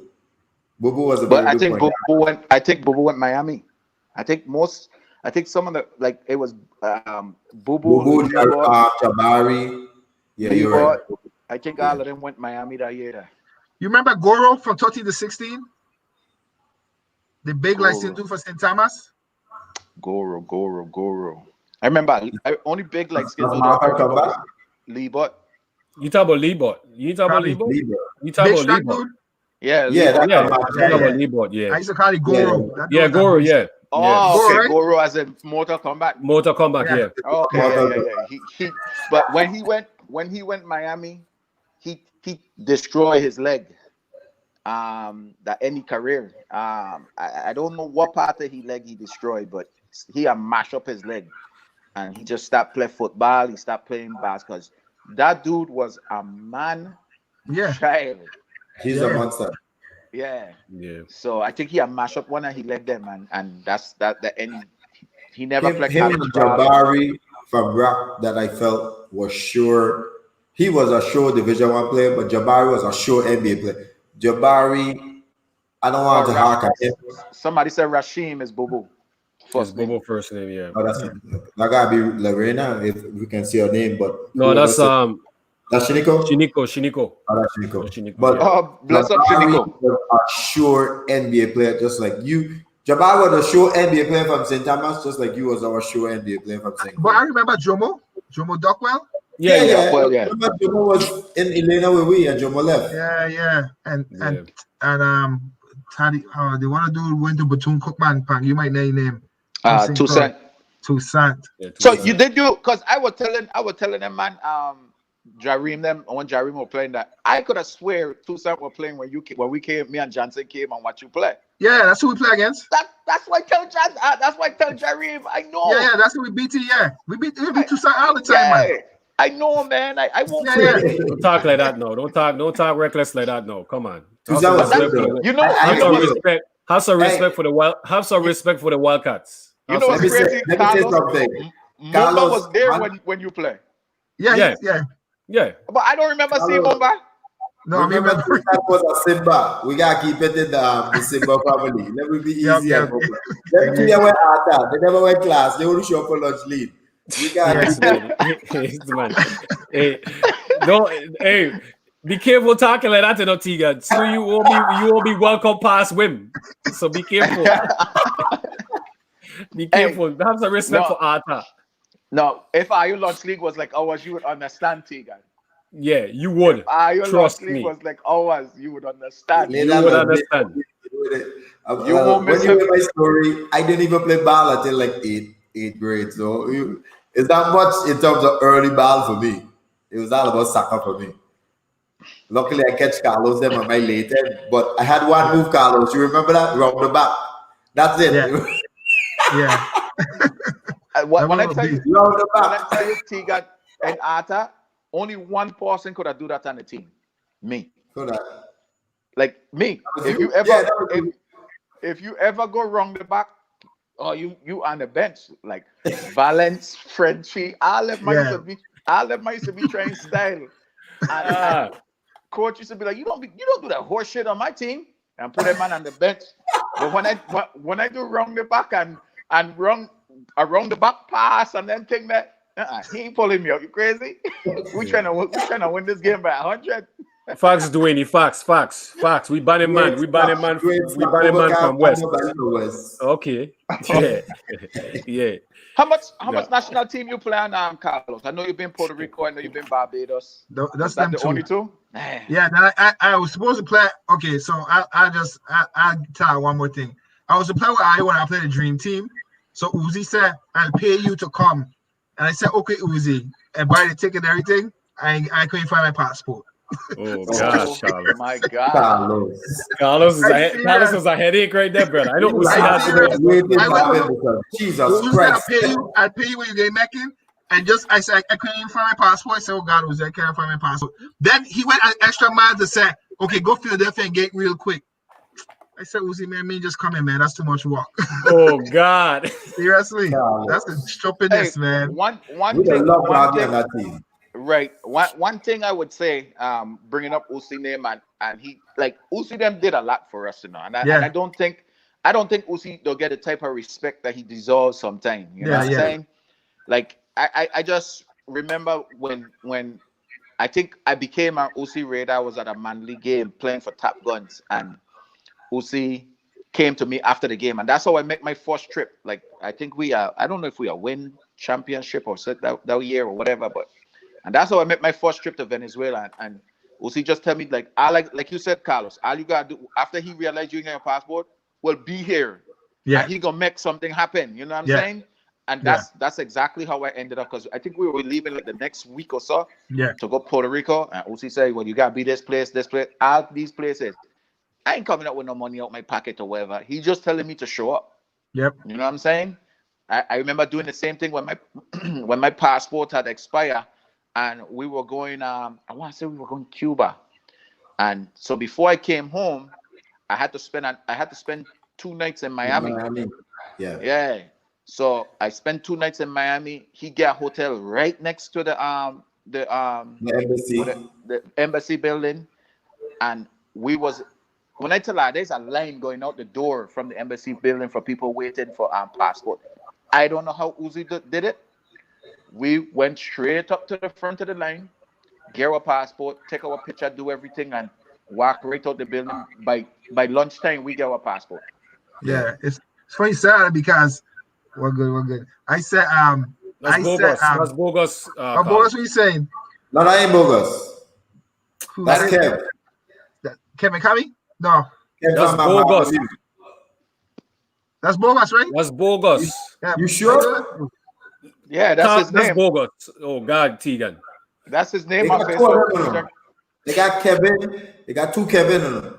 They got Kevin from Harborview and they got bogus. From Harborview. That's bogus. Okay, I could be wrong. Yeah, no, the same thing you went through, Pat, is what I went through. Like music, when I first come by the first time, had some lady from somewhere called me, say, okay, come pick up this paper, fill it out, and you get a passport. It was that quick and that easy. Right. And I did Delaware. You know what I mean? This happened out in Delaware. And I people don't realize the type of stuff that OC used to make happen, son. Like this man had a job, brother, and he and really and truly, OC he does show a lot of pride for the VI when we out there representing. Yeah. Nobody can tell you nothing about us. Crazy. Yeah. You know what? I'll say. Let me say. Tiga, let me say this. Let me say this real quick, and I'll let you go ahead.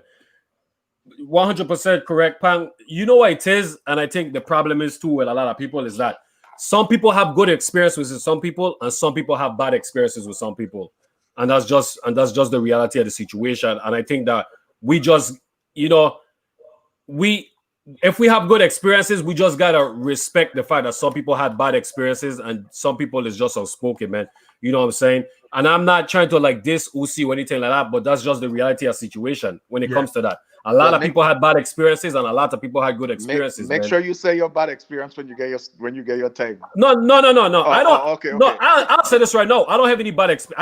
I have no bad experience with the national team. I had no bad experiences with Uzi or anything like that. I'm just saying. We had people on the platform that said they had a bad experience, so we can't overlook the fact that they didn't have a bad experience.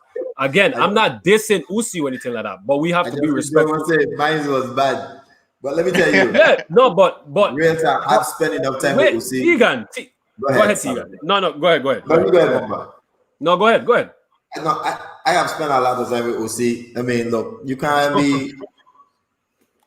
I have seen Uzi cry when we beat Puerto Rico. Like little tears come out of this man, laying down on the ground, crying. That's how much this man passion is for the VI. We haven't beat Puerto Rico in 25 years. And literally tears come out of this man. Like, when you see a man bat for you like that there, man, it only gives you power to just go there and even play harder, man. The pride factor. And that's one of the biggest things I see that missing in the VI team we have now. The pride factor in terms of the players, them is not there like before. Like we had man like Pang and myself who played hurt, dude. I remember in Panama when I came on Pang, a lot of people don't know. Listen, I almost tore my groin. You remember that game against Puerto Rico when that dude set that freak up screen at me? Yeah, that could have ended my career. Right. And I did whatever it takes because you saw the passion in terms of where we represented. People don't understand what we go through. Just trying to represent, and at the end of the day, I don't think everybody get the respect that they deserve.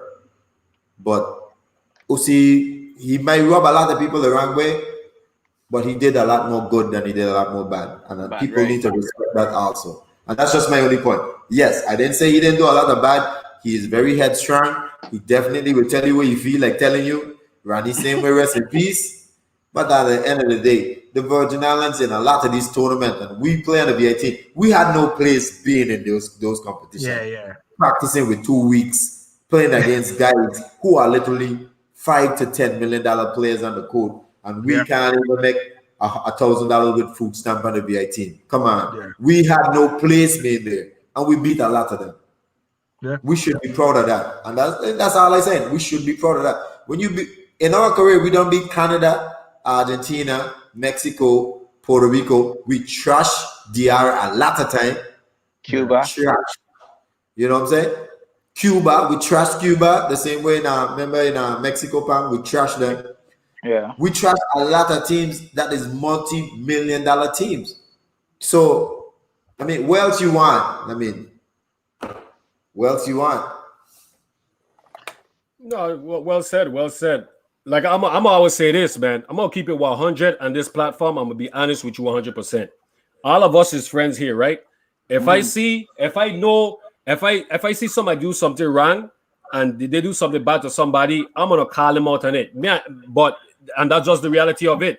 And I think that's the problem that hurts us VI people is that Pan could have a good experience, I could have a bad experience. What Pan is gonna do? Is he gonna say, you know what, man? And this is I'll say, and I use Hayward as an example. Where he gonna say, Hayward, man, you can't be doing that to Mumba, or he gonna just keep his mouth shut and say, well, he treat me good, so he good. And that's the problem. That's the problem with the VI. That's the problem.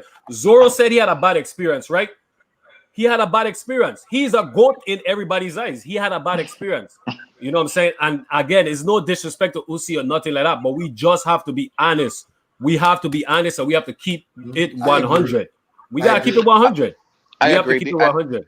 And we just, also another thing too, like Tiga said, Uzi headstrong, and he dealing with grown men that didn't go home and pay their own bills. You know what I'm saying? Like, who is somebody to tell me, like, you know? So yeah, like but this is the thing. I ain't making excuses for anybody. I ain't not making excuses for anybody. When it comes, if we talk about the VI national team, and when it comes to VI national team, everybody should be treated with respect. At the end of the day, everybody should be get treated with respect. If it's a high school kid trying up for the team, or if it's Tegan played 20 years for the team, at the end of the day, because guess what? It's for the VI. So you should treat everybody with respect. I'm not saying Uzi didn't treat anybody with respect. I'm just saying that's what it should be. And everybody in the VI national team should speak up for one another. If they feel like somebody's being treated wrong, they should call you out on it. And that's just the bottom line. He shouldn't get upset.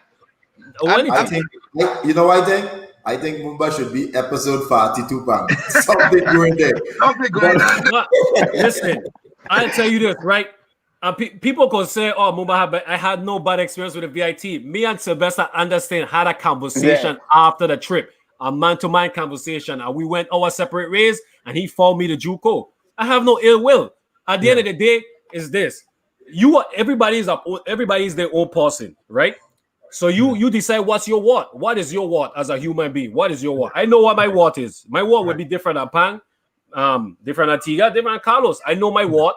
And I will have a man-to-man conversation with that individual. And if he feels a different way, all he could do is say, you know what, Mumba, I respect you because you came to me and you didn't go behind my back.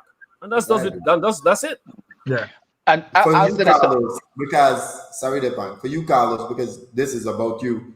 We don't really want to make it about Uzi. What was your what was your experience in terms of what's your day? Because today is about you, so we're celebrating you. What you have to say about the situation? Because like Mumba said, we all got called a space of time. I'm very shocked that you was never called back for the national team until you say when we had to play dream team. But we had a lot more tournaments between that. What happened? You know, I think it was just that they were busy showcasing me other places and I couldn't make them. You know what I mean? Because I was still, trying to get exposed. So I think that was the case. But Uzi did reach out to me, honestly, a number of times. Shiniko, one time, see me in Delaware. I was out of it. I ain't played ball in a year or two, but I was still in good shape. He called Uzi. Uzi said, you want to come to a tournament? He said, call me tomorrow. And that's another time he wanted me to come down. You see what he's saying? I had the opportunities, man. He gave me a lot of chances. I think, like I said, I was still a child with a lot of these guys on the national team. They were grown men. So I was looking for a guidance and a father figure. So any man that gave me money and treating me good and saying, yeah, Carlos, you could do it. That's my boy. You know what I'm saying? Don't say any man. Say anybody. No. I know you're going there with that day. But yeah, but there's the truth, man. The man. Okay. No, facts. Like just listen to your story, the man, and it kind of pisses me off, because I just wish that they had somebody in your corner that was really, really for Carlos. Yeah. You know what I'm saying? It really pisses me off now, listening to your story. I just wish somebody was in your corner for you. But you know, the only people that were in my corner were Iceman, Bow, Heiliger, and Mr. Johnson. And Peter Goodwin at first, but he hand me off to Johnson. These men, when I've been in St. Croix, they will always never pick you up. They go, let's go play ball at Shabbat Court. Let's go on the beach and swim in your jeans. You check what he say? Run the beach. You know, that's the stupidest thing I have to do. I remember them days. That's that man that would pick me up every Saturday and Sunday. We got Shabbat, let's go on the beach. And that was life, you know what I mean? And then I come States and I come big too fast, and I had too much people saying yes to me. And I wasn't famous. I was famous to some people because they'd be trying to say, wow, I wish I could be you. I'm like, no, sir, you don't want these problems. You know what I mean? Flat out. You know, and like I said again, Jerry was always in my corner and supporting me. Even when I was selling drugs and that one day and get catch. You know what I mean? But he was always trying to say, let's go to the gym every morning. I was like, nope, I ain't going to gym. He got in gym 5 o'clock in the morning, bed sleep. He come back and we get dressed to go to school. Then we play our game at night and I scoring 40 points. And he barely making it. You check what he's saying? But this man walking out hard every day. So there was some animosity now with Jerry, but people in my circle, because they were always like, man, this man to do whatever he want to do. You check what he's saying? Yeah. Do you go and talk to go and talk to different schools, teams or anything like that? I used to talk to, so what happened was I used to talk to kids that came home from college and that were going to school. Originally for churches, they'll pay me like $25 to come do this every week, right? And that was a good thing because I tell the kids my story again and just tell them don't fall into that whole, staying up late and eating pizza and going out with these girls and drinking alcohol before you get practice. You know what I mean? Because at the end of the day, they only did that for that time being. It was fun, but you could put yourself far behind because every day there's a dude on your team hoping that you fall off. Dude, it be times my roommates, and I had 4 roommates in college for 4 years. These men would go practice. We have 5 o'clock practice. These men would leave me sleeping in my bed. Wow. But I'm still going to practice and start. You know, that's how freak up people be because they're competing with you all the time and you don't know that. But that's crazy. You know what I mean? That's crazy. That is crazy. Like that's some selfishness from your team. But that's another thing with coaching coming. Like the coach that we play for, like you come to practice and your roommate, he getting in trouble, you getting in trouble too. Even though you on time, even though you on time or whatever, you actually leave the man and you come practice. Oh, you want to wake up, but then you don't leave until you wake up. Yeah, you know what I'm saying? But that's another thing when it comes to coaching, man. Like, damn. Real quick, Carlos, they have a question. Do you and Jerry still talk? Like, you guys communicate with each other? No, man. Me and Jerry had some friends issues, and I think we both strong-headed. So it's been 20 years since we had a conversation. We never talk on the phone. We never do nothing. We don't even have for each other friends on Facebook. You know what I mean? So, me and Jerry, we got put aside. Coaches have agreed that we need to squash through it and.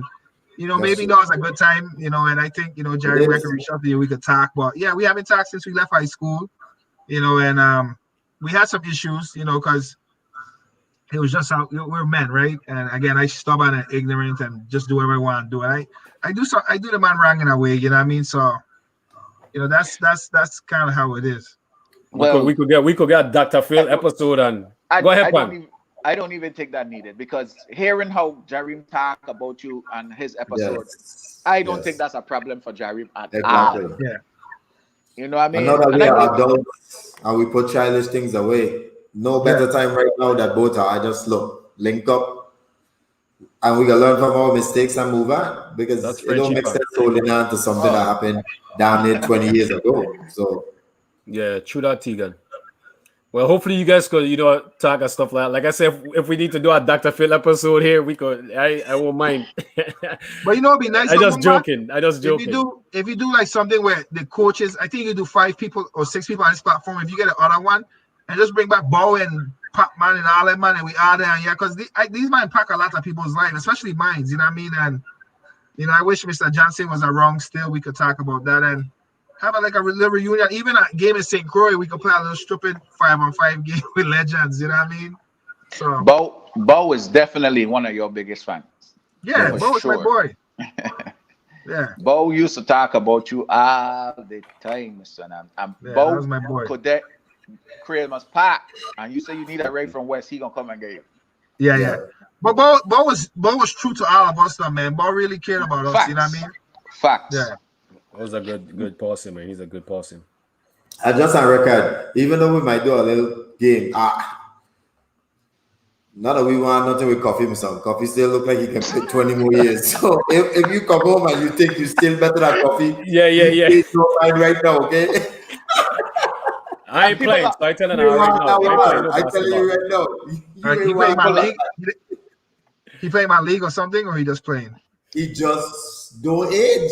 Man, don't age with Son Carlos. The man got a HGH. He got a HGH. He stay Yeah. young. Good. Yeah, he don't Everybody age. that asked me if Coffee still playing, if he retired. I said, man, Coffee could still play.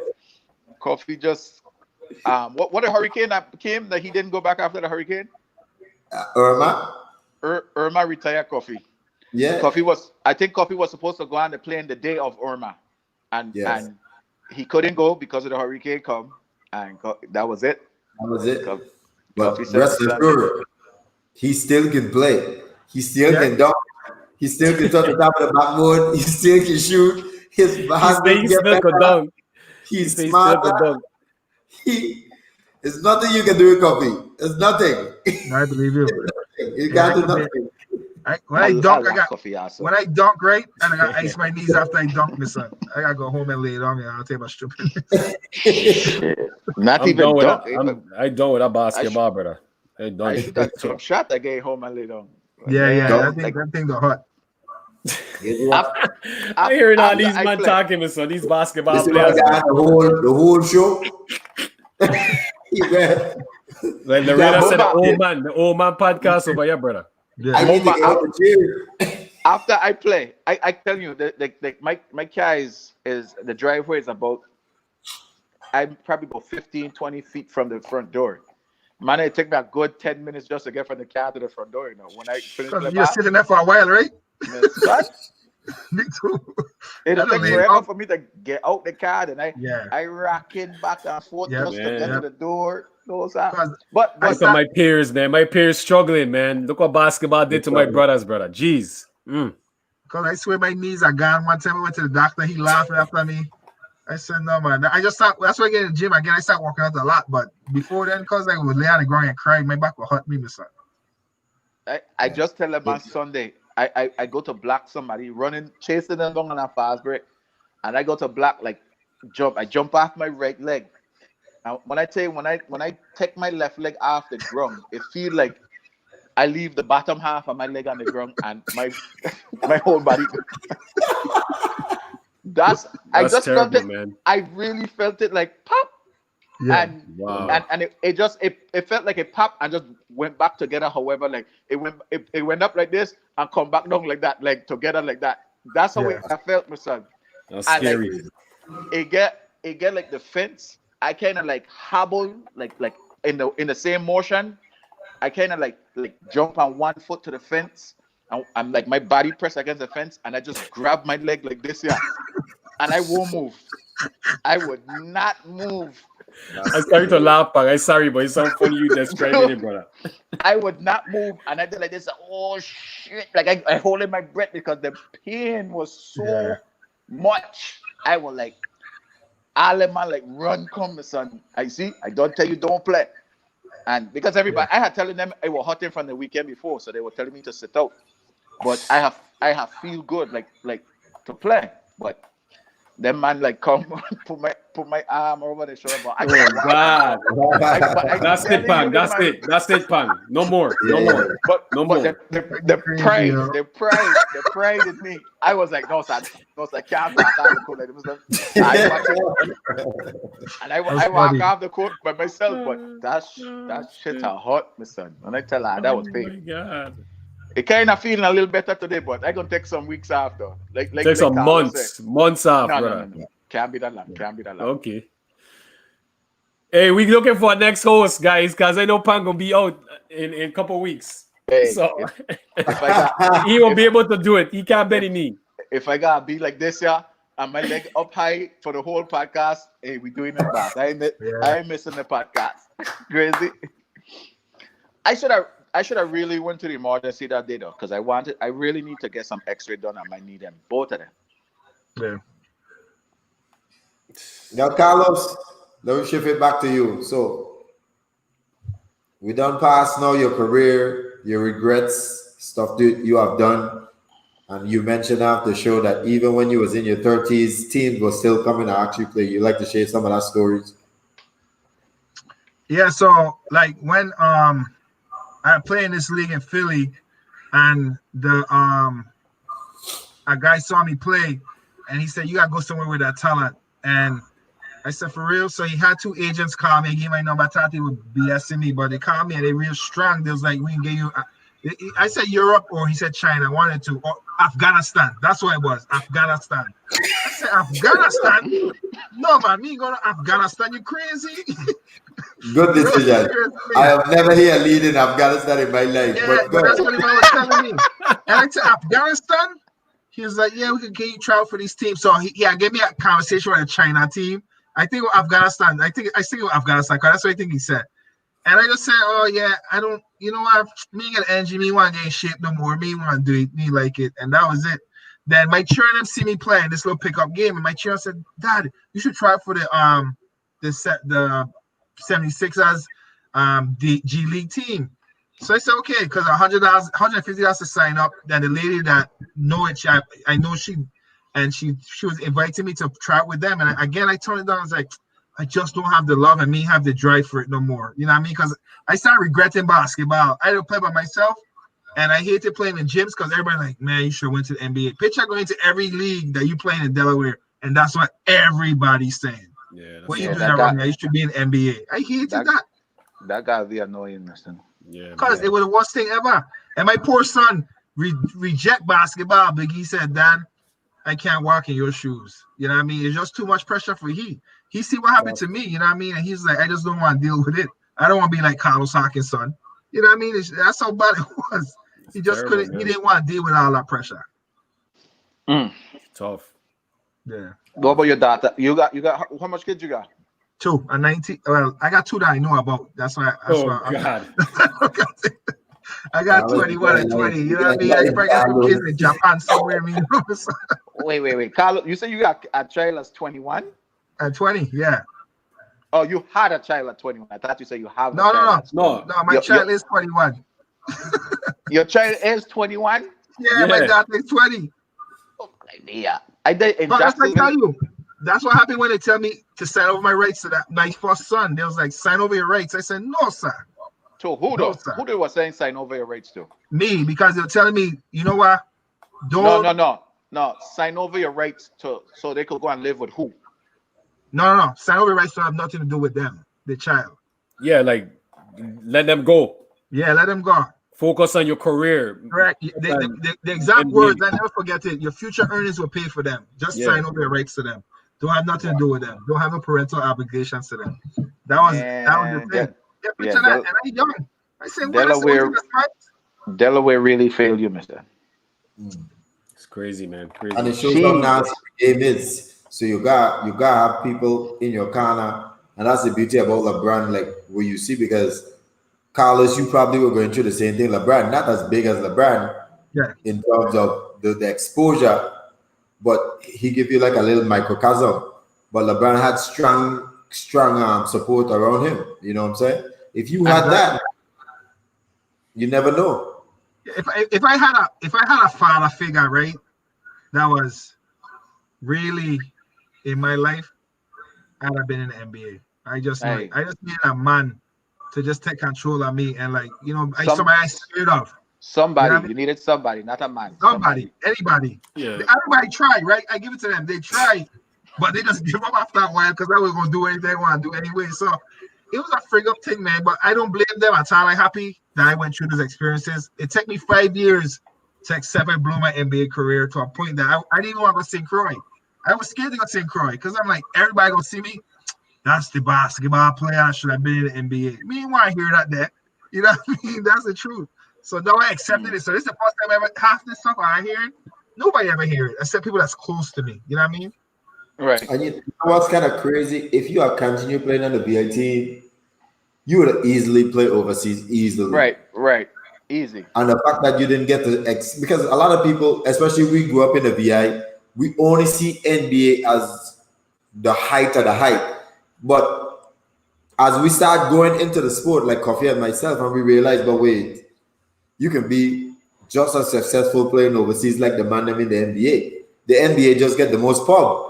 But easily is man overseas making more money than man in the NBA. And right. But we never see that kind of lifestyle. So we only think that the NBA is all that being all.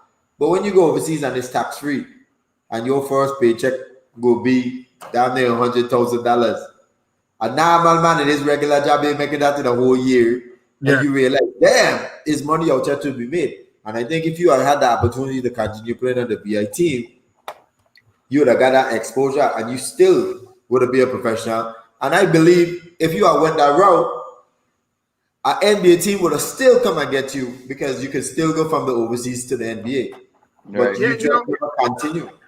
It's true, man. But I just, I really felt that if I had take some of these opportunities after the fact, I probably still could have make it. But I just felt like it was too late for me, man. And I just, up to this day, I just sit back like, wow. Carlos Hawkins could have been in the NBA. And I wish I had these. I wish I saved my mail to see the Jazz, the Chicago Bulls, Memphis and all them. These teams sending me pictures like, we want you. You're going to be our first round pick. And these is pamphlets they sending you. You know what I mean? They're like, what? So I always be happy just to know that, like Jack said, his thing. Me and Jermaine Nelson will battle it out. And I was playing all these tournaments with all these NBA players and made the top 20 All-Star game. And that's when I started learning more about the business. Like, All-Star game is just what it is. Nobody play defense. We want you dunking everywhere. You know what I mean? We want the stars to play. And I got to tell that story one time. I think I talk about Julius Page, right? Julius Page walk into the gym, and we didn't instant invitation. I tell everybody move. Carlos, I don't know if them man could hear it, but turn down your volume, Malika. I could hear like a echo when you're talking. I could hear myself when I'm talking. Yeah. I can hear him well. Okay. Yeah. Julius Page walk in the gym, Iron Man. And this dude is about 6'4", 6'5". Jump and touch the top of the backboard, the top of the backboard. This little catch, And this son, I had never seen anything like that in my life, my son. I said, what? This is the real deal. And all the man in my NBA, all the man in the NBA class that were my year will play with me in all them tournaments in Jarif. You know what I'm saying? So to see these man and know these man face by face, because St. Joe's had recruit me, but Delonte West and Jermaine Nelson was there. And then I started following after radar. You know what I'm saying? So back to the thing about NBA, I had the opportunities. I feel like I didn't take advantage of none of them shits, my son. None of them. None. That is crazy to know that there, Carlos. Regardless of how your life turned out, you should. It's fickle, but you should feel a little proud of some of them things. But just take them examples and just use them. As long as you're using them to make the right decisions, regardless of what you do, whether it's with basketball or in your fix your credit business, like these are the examples that you could use to just make sure that your son see the perfect role model. You know what I'm saying? It could still turn out to be a positive, and by the sounds of it sounds like it is. You know what I'm saying? It is. That's my MBA, my business and my career and my life. My business is gonna bloom. You know what I mean? We growing fast, and this business will get bought from another business in a couple of years, because that's how hard I'm going with it. And I remember the efforts I put in to become a star, and I just will not. Once I get to the point I want to be at, I ain't gonna stop pushing. I gonna continue to push and working hard. I up every morning 5 o'clock at the gym every morning. I don't miss a day. Got 5 inches of snow. I've been there this morning. You know what I mean? So I wish I had this energy back then. You know what I'm saying? So it's gonna be good, man. It's gonna be. I'm gonna hear a lot about me in time to come. Trust me. Wait, I don't snowing already? Yeah, we have 5 inches right now. Give thanks, Dwayne. Give thanks, Dwayne. No, but Pang, you said something very powerful, because, like you said, like Coffee and myself and us, we never really made it to the NBA, but it didn't make our life a failure. You know what I'm saying? We were just living our lifestyle sometimes through you because we all saw that you had we won't say a perfect road to the NBA, but you were tailor made for it. You know what I'm saying? Not making it didn't really make you a failure because we all are successful. For me personally, when I look back at it, I kind of happy, Pam, because shoot, I used to come home and have man saying I come in rich from running man lead. And I used to be like, well, that's good. I make $8,500 a week. If they think I'm making money from man lead, that's good for them. At least nobody got mass out and try and rob me. You know what I'm saying? And I used to tell Coffee that all the time. I said, let everybody think what they need to think. Now, if for instance now I was in the NBA, you probably know how many people would have been coming up the woodworks, my son. Right. So things happen for a reason. So say one, say two, you gotta be grounded and realize God do everything for a reason. You know what I'm saying? Yeah. Carlos, real quick, plug your business again. Langolo asking what's your business. Langolo. Creditfix.com. We repair credit for people that have negative items in the credit report. You know what's something funny, Carlos, is the fact that you say you got all to go to the gym, but you wasn't doing it when you was playing, and that's just part of life, man. Everything came full circle, but you doing it now, but you wasn't doing it then. But that's just life, man. Stuff happen, man. You was a kid in a bad situation, and you here today to you live, you survive it, and you live to talk about your story, man, and that's the most important thing, man. You could impact a lot of kids' life with your story, because it goes on even up to today. A lot of kids, they pimping out a lot of kids in high school. Kids playing for this team, playing for that team, traveling, going here, going there, and stuff like that. People then playing kids under the table. That's just the business in basketball, man. In sports in general, in America, it's just the reality, But you good, brother. You good, man. I watch an interview with Al Harrington about a year ago. I think it was last year. And somebody actually, because Al Harrington went straight to the NBA. Yeah, he's from Philly, New Jersey. Al Harrington said he was tempted to go college because the money that they offer he to go to what college, it would have been higher. It would have been more money than his rookie season, his contract for his rookie season. The money that they offer he to come to their college, it would have been higher than the contract that he get for his rookie season. But these are the things that people don't talk about. You know what I'm saying? Like I remember somebody say a story that they remember Magic was in school and Magic had a Benz that he literally paid $1 for. $1 out of his pocket for a Mercedes Benz. That's the type of things that were going on back in the day, and probably still going on. Yeah, shit, LeBron had a Hummer in high school. A Hummer. Right. and a jersey that cost $260,000 or something like that he had on. As a gift. Yeah. It's a business, man. It's a serious business. Serious business, So Carlos, is anything we ain't touched on that you wanted to touch on? I actually want to hear about some more players that you played against. Actually. Damn, Pang, you just destroyed my question.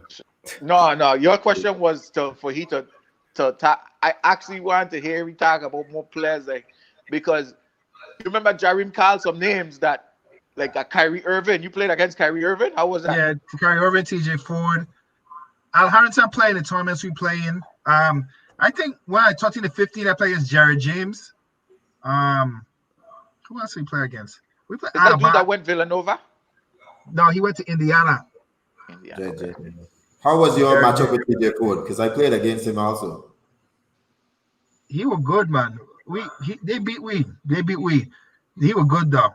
And that Atlanta team, that Darius Miles and all them dudes, that team was tough. They beat we up bad. And like Jeremy said, that's the game when they truly take you to the front of the bus and tell you play being smart, my son. Because that was a hot. They had our NBA stars on that team. You know what I mean? And one dude, you ever heard of Dewan Wagner? Yes. Oh, of course. He had the 100 points in high school. Yeah, so I played New Jersey. Yep.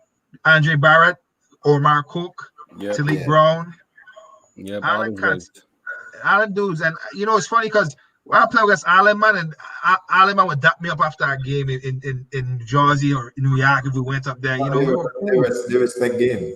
Yeah, they were always cool. We always dap up and talk. And I used to feel like I famous because these guys is, NBA, they have ESPN coming to them and interviewing. Yeah. And that's when I know these men were arrogant, right?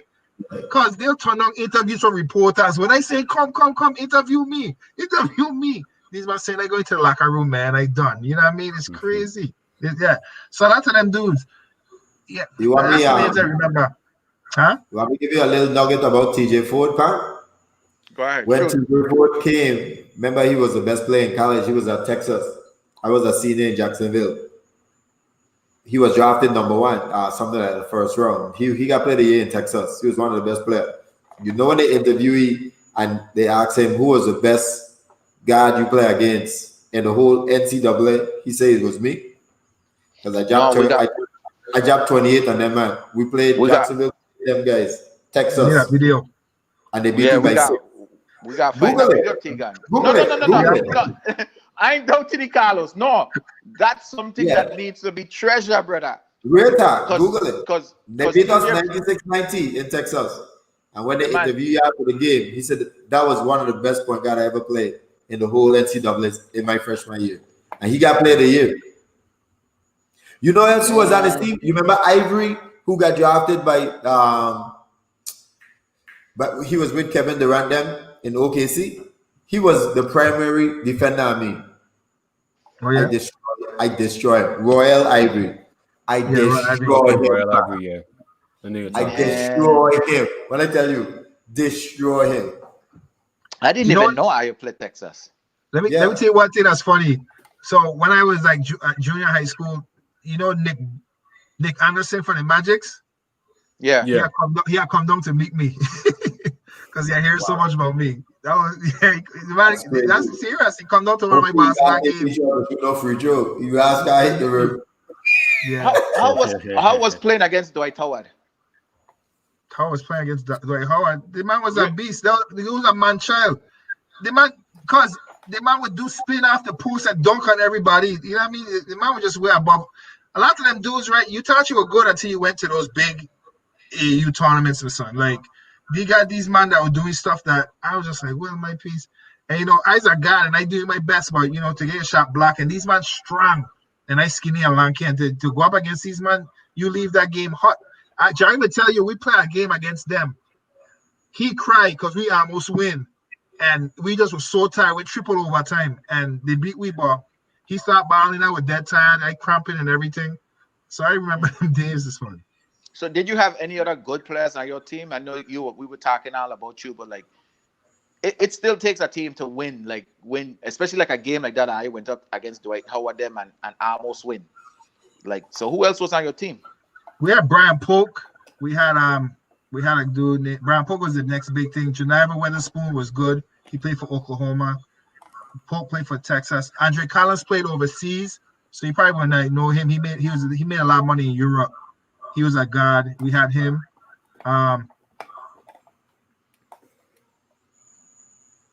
Yeah, I remember that. Yeah. T Mac said that about you you were done in the NBA. Yeah. I used to play DC all the time. Jesus Christ. I used to play DC all the time. Yeah. These men used to come beat me. I tell you, Pang, no joke. Some of these NBA dudes would come meet me, like out of nowhere. Nick Anderson. I had T Mac. I had one other dude. He was a big dude. He was a big center. He was a left-hand dude. He was big in the NBA from the Knicks. Anthony Mason. Mason, okay. Anthony Mason. Yeah. So yeah, them. Damn. Yeah, you was in good company, Papa. I remember when we was in Las Vegas with Dwight Howard. I remember Jamil getting ready to shoot. He jump shot, and Dwight Howard said, "Oh hell no, not that shit." Black starter fast break grass. I'm blocking shot and starter fast break. Was when I said, "What?" Hey, damn.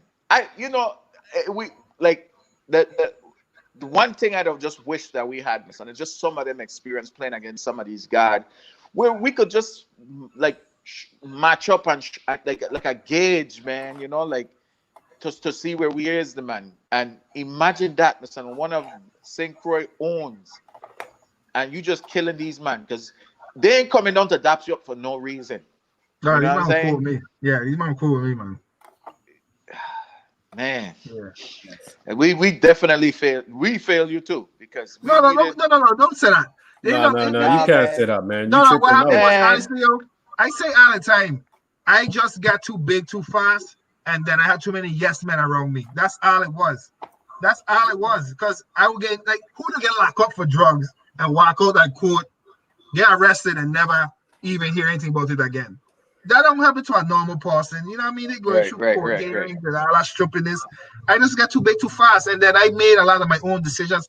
Look, I make my own recruiting. I didn't listen to nobody. I wanted to go to school. I wanted to go to. I messed that up, right? Because I didn't do stuff in a timely manner.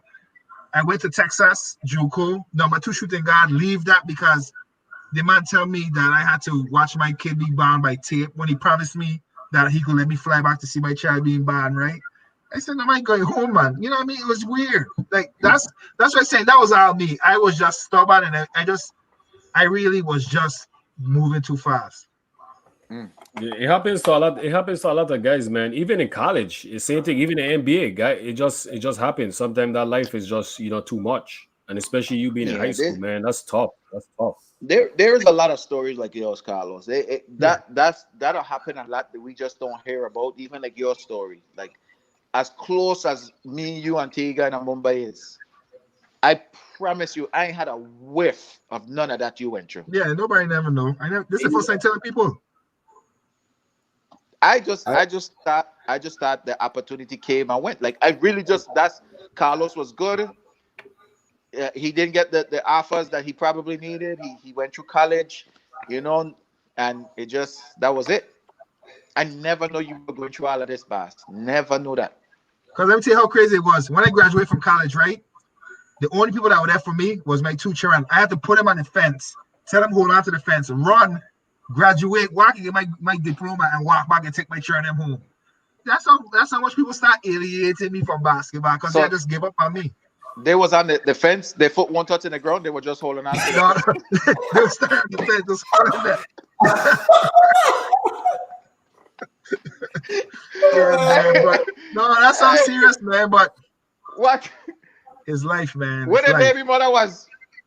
No, I had it for myself. I was single parent for 2 years, man. I had both my kids to myself, Well, that's a good thing then. That's a good thing to look at because that's a very good thing. Proudest moment is when I had my son. You know what I'm saying? And nothing don't pull me away from being around for them. You know what I mean? Nothing. Yeah. So that's good. That was good. Okay. So you know what? Let me ask you a question. If somebody has said to you turn your rights over to your child, would you do it for that type of success? That's when I lose. That's when I lose everything. I know that for a fact. That's when everything started going left for me. Yeah. I would have never do it. So like you was right with that. I would have never do that. Never do that. Never. Yeah. Man, you leave me so speechless in this right, man. I never knew what happened to you. I think with your story and Jabari Brown, I've never really heard Jabari Brown's story yet, but he promised to come on the podcast. A lot of people in the VI really wanted to know what happened. And the fact that you're opening up, I mean, ain't too many times you can say Coach T is speechless. And right now, you kind of leaving me speechless. You know what I'm saying? Yeah. It's good though. You know what was good too, Carlos, is the fact that you was kind of honest with yourself at the same time, man. When everybody was trying to get you to play basketball and stuff like that, like you said, you lost it, and you was honest with yourself, and that's something you should commend yourself about too, man. That's a lot. Sometimes people don't be honest with themselves, and you was actually honest with yourself. You didn't enjoy the game anymore, and you didn't want to play anymore just because of some of the different circumstances. So, that's something you should be commended about too. Yeah, and I truthfully, like I tell Mumba, my first job here was to coach girls, you know, because I can't coach dudes, you know, kind of watch myself like, coach, you should be able to do this, you know what I mean? I don't have the patience, but I feel like I'd be a better coach for women versus men, you know. So, you know, that's a struggle I still face with. You know, that's why my son gave up on basketball because I tried to put him in that realm, but I was way advanced for a 13-year-old in basketball. And he's just goofy and you know what I mean, he didn't like that, so he gave up on the game, you know. You know, who got no punches, the son. Yeah. Life is So good, man. he don't play at all no more. Just not. He did not touch a basketball. His exact words is he didn't want to live in my shadow and have the same expectations because coaches will come and ask me to have he play with them, and he didn't even want to play ball. You know what I mean? They were jumping all over him. Your eye test. He had some game. He had some game if he had developed it. It's just that I know he couldn't handle the pressure because he was way more immature than me. You know what I mean? So I didn't think he could deal with that, you know, and you know, I didn't want to put him in that situation when he started resenting me for forcing him to do something he didn't want to do. My daughter tried playing basketball. She quit because of the same thing. Use Carlos' son. She was like, man, I ain't dealing with this. I just play 8th grade ball. That was it. You know what I mean? Seriously, you know. That's good, man. That's Thanks, good. man. You Thanks, did that. Dwayne. Yeah, that's good. You All did right, that, man. Carlos, is there any coming into the us celebrating and honoring you? Is there anything we didn't ask or didn't touch on that you wanted to touch on? No, I honestly I was prepared just to tell my story, right? You know, everything I was gonna say is gonna come up from your questions because, like I said, I needed to get it off my chest. It's been years, and I never really tell people the truth about anything, and I hid from the questions. And people that know me now, they know me then. So my surrounding, they don't know half of the story, right? They just see glimmer and glances, and when I play in the gym, they're like, man, you could play for an old man, right? But I never really tell them the whole story. And I left Delaware, like I told Mumba, I leave Delaware for that specific reason. I got tired of walking in to a grocery store, a gym, gas station. Everybody knowing me, everybody asking me the same question. Yo, why are you in the NBA? That stressed me out. You know what I mean? Yeah. So that's why I leave Delaware. That's the reason I left Delaware, you know. My question them gonna be like all my question them I still a fan, you know what I'm saying? So do you have any videos that we could see you in high school? There's one on you. There's one if you search my name in the article, you could search my name. Carlos Hawkins is a high school game where I played against Brian Pope, and we were underestimated to win the game. I had like 46, and it showed me a game dunking on the dunking a couple times. So you can find. I gonna show how your vibes after Jareem interview. I went on my phone after Jareem interview, and this is what I went doing. Pam, check again. Oh, okay, Carlos Hawkins highlights. Once your name came up, I just start reminiscing about how you used to play. And when Jareem talked about you the way he did, I said, son, he gotta get some highlights out there on YouTube. He has to. Because I just want to see some of them games, son. I was so excited when Jareem was talking about you. I just kept my composure through the interview. But once I gaffed, that's the first thing I did, you know. And I had work to go back and do. But I just needed to see. I gotta go and see this man. But nothing won't come up about what is school be? Howard High School, Carlos Hawkins, and you'll see an article on that. Carlos, in that picture, right? You was playing against Michigan. Yeah. How was that game? We lose by 6. It was a good game. I didn't play good in college. I didn't score. Okay, I played good in college. I didn't score a lot because of the system I was in. You know, until my junior year when he just let me loose. You know, the first couple years I was a very slow-paced offense, and it wasn't a fit for me, man. It was just, you know, it was that.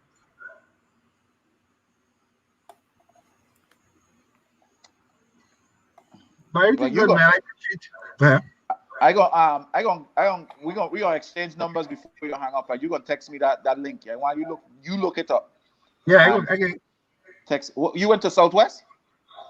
No, Howard High School.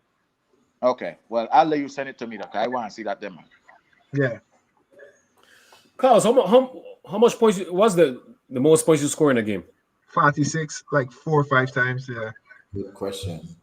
It's pretty good. yeah. Keep our time. Yeah, I score a lot of 30s. What was your highest 3-point percentage? I don't know. Tiak. I just used to shoot. So I don't remember. You could have done I all of had them. 6 trees. So You could have done all. You had the tree ball. You had the Yeah. pull up. You could definitely rise and dunk over anybody. You could cross over and get your own shot. You didn't have much weakness in it. You had good length. Man, dude, you was like the picture perfect two guard, dude. The only weakness he had, Tiga, he didn't play no defense. no, I don't Well, play defense. Carlos don't did need not to- play zero Yeah. defense. Yeah, he No, he don't don't need need you when he's scoring parties. Yeah, that take us to college. They put me on the worst player. They be like, play center. You go run around.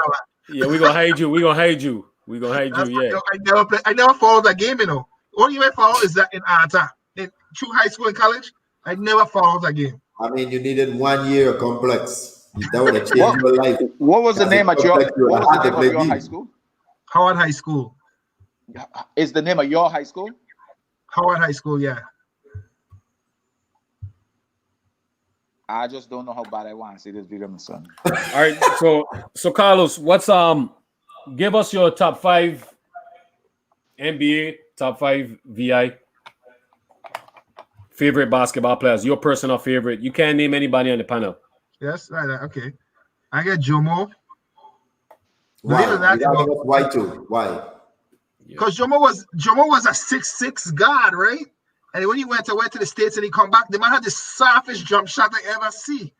I said, wow, this man could shoot nice. You know what I mean? So I like he.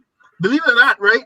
I gonna laugh, but I like Valence too, my son. Because Valence was quick and the man was ruthless. You know what I mean? The man would dunk. I said, what, this little dude could dunk, man. You know what I mean? So I like Valence a lot. I like David Martinez too, my son. Oh my goodness. Yeah, David had a David Martinez was my boy, and I like him a lot because he was, to me, NBA material. The dude had the up fakes and he could dribble and shoot. You know what I mean?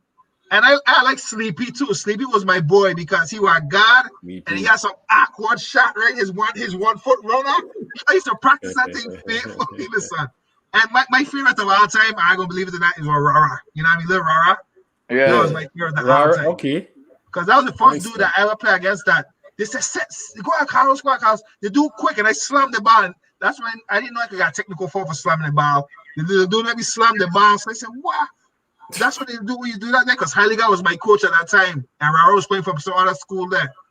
And yeah, so that's my top 5. Raul was my number 1 player to me, Mr. Nice Rara fight, man. definitely Nice was Yeah, play Pump with for Rara. pump. Any later, Rara no joke. yeah, definitely was bigger than he body size. Yeah. And he had heart. He had I had like Sleepy too. I met Sleepy at a real young age when he was young, and we were in summer camp together. Sleepy wasn't no joke for his age. Yeah, good. Yeah. Like he wasn't no joke. But some people will meet their peak a lot faster than others. You know what I'm saying? Some people game just don't develop for different reasons. They don't practice enough. They don't push themselves. They don't, you know what I'm saying? But some players, they just naturally could play from a child.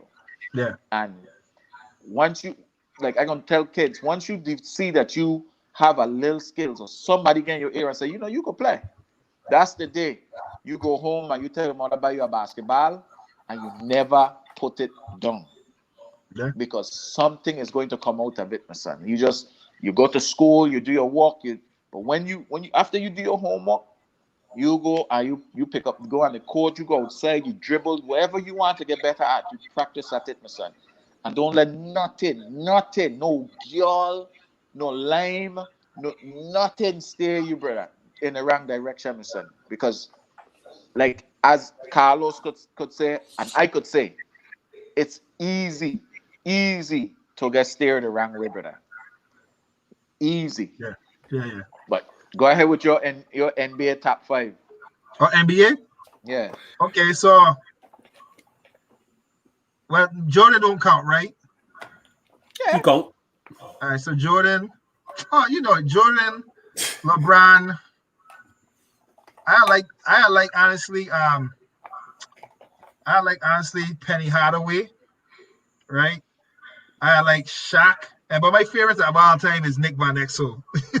So that's my Okay. because that's my type of game, right? So Okay. Nick Van Exel, rah, they all make sense, That's my type of players, you know what I mean? So yeah, that's my fight. Man, that's dope. That's dope. That's dope. Hey, when Nice. Nick Van Exel walk in the gym, he don't get 10 points. Yeah, I'm telling you, the man, when he walk in the gym, he don't get 10 points. he had a You are, nice. yeah, good. Yeah, good. You know what? The funny thing is, right? Because of Nick Van Exel and this other guy see in high school, I don't do everything like fun, except shoot free throws and 3-pointers. But the layup and the dribble, everything left. And my coach always just said that's unorthodox for a right hand player to always want to walk on the left side. Because I used to always bounce like he, you know what I mean? So that's my guy, man. I like Nick Van Exel. Hey, that's why it's your favorite, because That's nobody right. can tell you who your favorite is. You know what I'm saying? It could be the That's right. shittiest man on the court, but I it's tell your you, favorite. You know what I'm and saying? Nick Van Something Exel can't make another top 5 on this podcast ever again. That's my boy, man. Right, Nick. Man, Big Carlos, up to Nick Van Exel. Big up to Nick Van Exel. you definitely got to come back on and shoot the breeze with us, man. I know, like it's never enough time to think about everything that you did. So I know you might somewhere you might as soon as you disconnect the podcast, you might like, oh, I wanted to tell them man this, yeah. So I know somewhere down the line you gonna have a story that you could share, but you definitely gotta come back on with us because this was fun Yeah. and fun and real. Yeah, it's real. It probably was one of our realest interview. Not saying everybody else on real, but other than Zorro, ain't nobody had the opportunities that you had. Mm-hmm. You know, it's funny, I didn't know that man went to Oak Hill, because I was supposed to go to Notre Dame prep, but I was just like, man, I want to stay local because I was homesick. But I see the man picture. I said, why the man went to Oak Hill? That was the powerhouse high school from that when he went there. You know what I mean? Right. I said, well, my piece. So I wish I meet you. And I meet Zorro. I meet you one time in playing when I come home, and I was playing with Pampa, and then man and Zorro come in, and he played with him jeans pants and beat me up real quick and went to walk. You know what I mean? I said, what? Oh, jeez. Yeah, the man had walk pants on. I tell you, never forget it. And Pampa was playing. I didn't know who Pampa was at that time. And that's what I remember. I never forget them too, because that's the man walking and beat me up and went straight way to walk after that, then son. That's funny. That is funny.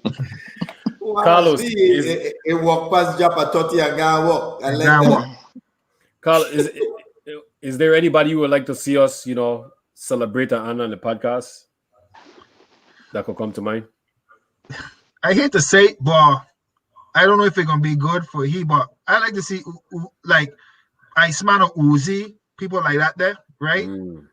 Because I just feel like Iceman to me was he started a lot of us. We used to go to Shabbat Court, and every part of the St. Croix came to Shabbat Court to play in that tournament.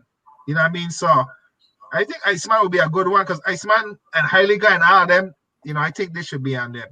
Miss Barnes, Miss Barnes is one people should be on there. You know what I mean? Because she was influential. You know what I mean? And I think I do a good thing, bring out sports and all that. But well, I want you to go back and look through all our interview, because one name you said we done had twice on the show. Who? Miss Barnes. Yeah, Mona Barnes. Oh, yeah. Okay, that's good. Yeah, Miss Barnes there for sure. I like she, man. Yeah, she good people. I'm surprised she didn't check in tonight, because she'd check in every show and say good night. Much love to Mona. She checked in last night. So Yeah. much love to Mona, man. She good people, man. Yeah. Well, go ahead, Tegan. Anything in your thinker's mind up there? What's kind of funny? I'm kind of lost because, man, it's like I'm only 2 years older than Carlos. 39, right? I'm 41. Yeah. Carlos really been underneath me. But if I know you was going through these things that you expressed tonight, even with Jareem, with the depression and stuff like that, Because I never really look out and try to call you guys and stuff like that. We used to link when we see each other. Hey, how you doing? Keep walking. But we never really spend time to try and say what's up or nothing like that. We were so busy trying to do our own thing. You know what I'm saying, Pat? Right. But now I hear now his story, I'm like, damn, you guys really had to fight some demons out there, man. It making me thinking about my story coming up on Sunday because I got a lot of demons too, but it's not comparing to you guys, dude. Right, Like, God right. damn. And I promise I promise this is what I'm here thinking, sitting. Like I really thought that I was like a poster child for like what not to do. You know what I'm saying? Like the course not to take.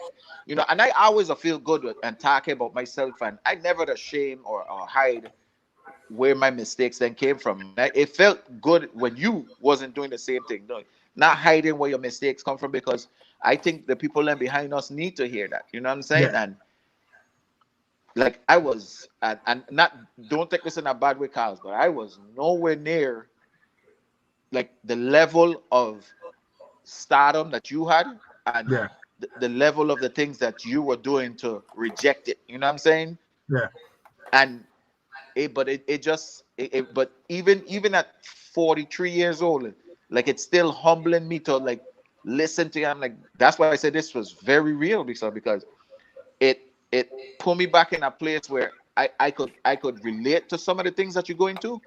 But man, like you definitely had it rough, my son. And like Yeah, it was, I still vexed because I really think that system failed you up there, brother. Yeah, man. they Honestly. use me up and spit me out, man. Right. That's why I don't. That's why I really in my life I always just hear people out and tell people they could do anything they want to do, because people just use me to their benefit and spit me out. And because I didn't have the support system to fight those people for me. It's me fighting grown man and woman, telling them me ain't going somewhere. Okay, if you ain't going with me, ain't give you no money. You know what I mean? Or me ain't gonna buy you something. You know what I mean? It's stupid. And I always say, but no, people tell you, I don't never tell somebody you can't do something. You want to do something? Okay, try it. Because I always feel like they said the same thing about the phone, the iPhone, right? You remember when picture phone come out? They said that shit was done. We can't do that there. But look at it now. It's our life. You know what I mean? So, yeah, I just tell people, just do whatever you want to do. And my business, it took me a year, in case people didn't know, I was the only black credit repair company in Minnesota that's expanding back to Delaware, because it's picking up here and we're expanding to Delaware now. We're in the process of doing that. And that's a one-man show, you know what I mean? And I do everything myself, and I just feel like my drive to be successful is back to the days when I wanted to go to the NBA. So that's my passion, you know what I mean? Well, let me do something like talk to us like how you got your business started, like what the type of things that you had to do, the groundwork that you had to do to get your business started. First, I had to go through the process. I had bad credit. My credit score was 492 when I started this thing 2 years ago. And I had to learn all the credit laws, stuff that people don't know that they could use against these companies to get stuff off their credit or even deleted or settled for, right? And then I go through the process. Then the next year, I started practicing on friends and family, right? So that was going, and they see that it works. So I said, I'll make a business off of this. So what started to happen was I started to practice without a license. So I had 22 customers in 5 weeks, and 22 customers that paid $250 per customer. So picture how much money that was in 5 weeks, right? I had a letter from the state of Minnesota. The investigator called me saying, we heard you're practicing without a license. You need to cease operations, right? Seriously, I had to get an attorney because they were pursuing me. So you might see my video up on my page. I went to Legal Corp. It's a free resource for small business owners that can get legal representation. And I tell everybody right now, if you want to have a business, it's easy because there's so many free resources for you. You need to just go find them, right? So it took me 1 year to get my license. So like, if you see this right now, I licensed and bonded in Minnesota. So it's like a legit credit repair company. You know what I'm saying? Like, is the real deal. Like, ain't nothing fake about that. You know what I mean? And I almost gave up on that. But once I realized that, you know what? I gonna get this thing done. You know what I mean? And I gonna get it done. And that sky's the limit now because nobody can stop me. You know, I expanded like crazy. I growing. I having fun learning. And, you know, this hour was caused because of my trials and tribulations coming up. And I decided, like I said, at 36, I started taking control of my life because I started 39 now. That's awesome. You know what I mean? So Beautiful. I make a decision, and that was it. And I said I'm gonna do this business, and I still have a job too, you know, but I plan in a year or two to do this full time, 100%. You know what I mean? What's your other job? I was a manager at an insurance company for we manage for Blue Cross Blue Shield and Health Mark and all that stuff. I oversee a customer service team, Texas and in Dallas and in Minnesota. Oh, that's what's up, man. Congratulations, man, Carlos. Yeah. So you are a success. It might take you a long circle, but you are very successful, and we are very proud. Yeah, I trust me. You literally, and this is not a bad thing, and I'm not talking down on you. You literally have a story that you could have got swallowed whole. You could have been living on the street. Yeah, because you left home. I was. You know, I that's the thing. There's a lot more to the story, but I gonna leave it out. I went to a dark place, cuz I went to the dark spot, you know, and you know, I had to man up and make some tough decisions because, like I said, my pain in my life came from my bad decisions, and that's why I tell people you gotta be mindful of your decisions because some of them you can't rebound from. You know, gratefully I was able to, but I was a pure alcoholic because I was drinking to get rid of my sorrows. You check what I'm saying? And one day I wake up, I remember I went to a 4th of July party, maybe at 32 or 33, stumbling in the party on the floor. And I say, you know what? That's enough. I wake up that morning and I say, taking control of my life. And exactly what happened.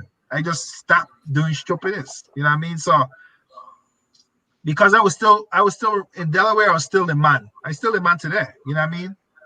But those people will allow me to be that negative person and just be drunk and walking wrong because, oh, you're Los, I'm friends with Los. You know what I mean? That's how they operate, right? In those small places. And I just gave up on it, man. It get old to me and I wanted more for my life. And there's a lot more. Like when we get time more, we could talk about it. You know, I don't want to but there's a lot. It's stuff about me and Jareem that me and he went through that I scared to say because I'd rather run it by he first so we could share it to the wall. You know what I mean? Because there's some good stuff in there, you know. There's some good stuff in there, cuz.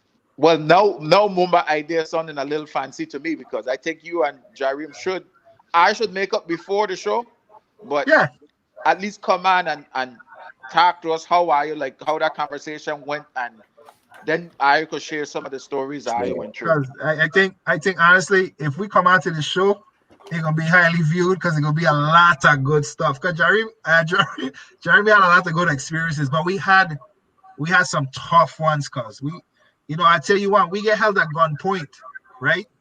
And I watched this man get beat at gunpoint. You know what I mean? I watched a grown man beating Jeremy at gunpoint and fire a shot at his head and tell Jeremy to his face, if I wanted to kill you, you'd have been dead. And he hold me at gunpoint. You see what I'm saying? So it's more to this story. This is like I tell you, that's what Delaware was good, but it's things that I don't know, my son. There's some dark stuff. And Jeremy probably attested that story. I watched the man come in there with a gun, pointed at we, and hold we at gunpoint and beat Jeremy up. You know what I mean? So yeah, it's a lot more to this whole thing, and that's why I said it. You know, I think if we could talk and we get everything ironed out, it'll be some good stuff. But that's one of the stories I was hesitant to say, but I just say it because it's really true. You're right. You're right. We'll talk offline first before we can put it out to the public. Yeah. We gotta screen some stuff back. We gotta screen some stuff, right. Yeah. Let me ask you real quick. Delonte West went to St. Joe's too, right? Yeah. After he sleep with LeBron James, but you see in the street. Come on, man. Come on. No, I never seen it doing it. You know, I knew Jameer, right? Because when Jameer went to Denver, I was seeing Chester, but I never seen Delonte West, man. I never seen that dude. So he's from Delaware too. You know, Mark, you by finding in the streets. Yeah, I saw the article. I'm putting. You saw that, right? Yes, I article. Yeah, I see. How the hell Mark you by find Delonte? Well, somebody spotted him, right, and took a picture. So I think whoever did that, it was another NBA player saw him, and I can't remember who it was, and He ain't asked for no money. He ain't asked for nothing. He fully aware what's going on. The man just really fall on hard times. You know what I'm saying? He got bipolar disease. That would have been So a story great for the Elite podcast. You never played against him. He wasn't from the Philly area. Yeah, I think he was in the Philly. I just never played against. See, I also played against Jameer all the time. That dude all the time, faithfully. So Jameer was just bad. Jameer was tough, yo. He was a strong little freaking light skin cut dude. That dude was a beast. Nah, he's tough. You know, he had beast. He had a good team because them teams in Philly, that basketball in Philly is way different than you'll ever see. I think New York is next to them, but Philly basketball is serious. So what's the dude that he just won a championship with came from Miami and won a championship with LA? Damian Waiters. You ever play against him? Waiters? That's like way after your time. I don't know. Waiters is after. Okay, because he's a Philly legend. Probably was in more Tim Thomas. Tim Thomas was probably before you, huh? Right, Tim Thomas is before. Me. Tim Thomas is before. You remember James? You know James White? Yes, he could have done James White. James White, real quick. Me and James White got to Maryland, right? Because we got Steve Francis and all them at that Maryland right now. We did it we did a class to go see and visit the school. So me and James White, we cool, we chilling, and he said, "Look, this school too smart for me." I said, "What do you mean? This is Maryland, right?" Jeez. Steve Francis, all these man. He said, "Way too smart for me. I need a bigger school." And why I was stuck with me in my life, I never forget that conversation. If you think big, you'll be big. Then I went to Florida, right? And it was a big deal. You know what I mean? Like me and he was in the same recruiting class, and we just talking in the gym. Like, yeah, man. I said, "Maryland, good man. This is a good school for me." He said, "No, sir. I need something bigger. I need to see breakfast." Maryland was good with Steve Franchise. Very good. And Blake too. Blake. Yep. Yeah. Right. Steve Blake. When James White went Florida, he transferred from Florida to Connecticut, right? Because he get drafted from Connecticut. Not Connecticut, Cincinnati. Yes, he transferred from Florida to Cincinnati. Oh, okay. Yeah. So that's crazy. Maybe I want no punk in them days. No, sir. It was bad. And I remember, but what made me realize is that, to Momba's point earlier, he knew his worth. You know what I mean? He knew what he wanted. The man watching my face and said, "Me going to Maryland." I said, "What? You crazy? You better come here. We can come here together." He's like, "Nope, I going to Florida." You know, that was his whole thing. I knew from the beginning. That was his whole thing. That always stuck with me because I said, "Wow, this man he was really serious." You know, when he make it so big, the man see me and walk past me straight because the man is big time now. You know what I mean? Yeah, that's crazy. Yeah, that was cool though. But I remember that conversation like yesterday. Man, Mamba, why you struck your head at my Carlos question, man? That's a good question. Carlos, one day we don't cry at the podcast though. I gonna come to Philly. You one day I gonna come to Philly and we gonna mass out and go find that coach that was drilling you so much, Mister. We gonna beat the asses. No, they fired he since then, man. He caused a lot of people's careers though. I'll tell you that much. He caused a lot of man that's supposed to play in the league. A lot of them gone. Was he a young coach? Huh? He was a young coach or elderly coach? He was an older coach, stubborn in his ways. He didn't fit my style. And honestly, I wasn't strong enough to stop to him. I had nobody to stop to him for me in my corner, right? Because it's just me. You know, so that actually could have also played a factor in why you stand up to Sylvester. Like you just tired. You just honestly no, serious. You just tired of just people just pulling all the negative when they're watching you, like instead of enforcing the positive, you know, they're just trying to point out all the negative. When I hear to lawn, when I hear to you definitely will handle wrong, Mister. Yeah, you know, I think if people had get to know you. That's a good one, device. So we don't need a mass out, Pam. We don't ruin it. Oh, Foxy. Zero, man. Zero. Yeah, Zero is the man. People just didn't take the time to get to know you, and it's just sad, man. No, Alex came in with high expectations. That's all. They expected everything right then and there, and you know, like I said, I don't know. I happy it happened now. Well, it took me 5 years to accept it, but it won't happen again. You know, like it just I what know it what you're is. You know. saying. I think we were so young in our youth. We just didn't, because I think I had a better coach than your coach in terms of the human side. Because my coach used to be hard on me too, which I will explain on Sunday. But I don't tell this story already, so I can tell it again. Because one day I asked you, dude, why are you always killing me when I make one or two mistakes when I got millions of men making 10 more mistakes than me? And that's where he told me the story with the architect and the bridge. You know what I'm saying? Yeah. Where the architect can build a million bridges, and the world will say he's the greatest architect in the world. But if you only mess up and suck one dick, they would have called you a cocksucker. I don't think them didn't really like the story, but the fact of the matter is, if you listen to the gist of it, you know what I'm saying?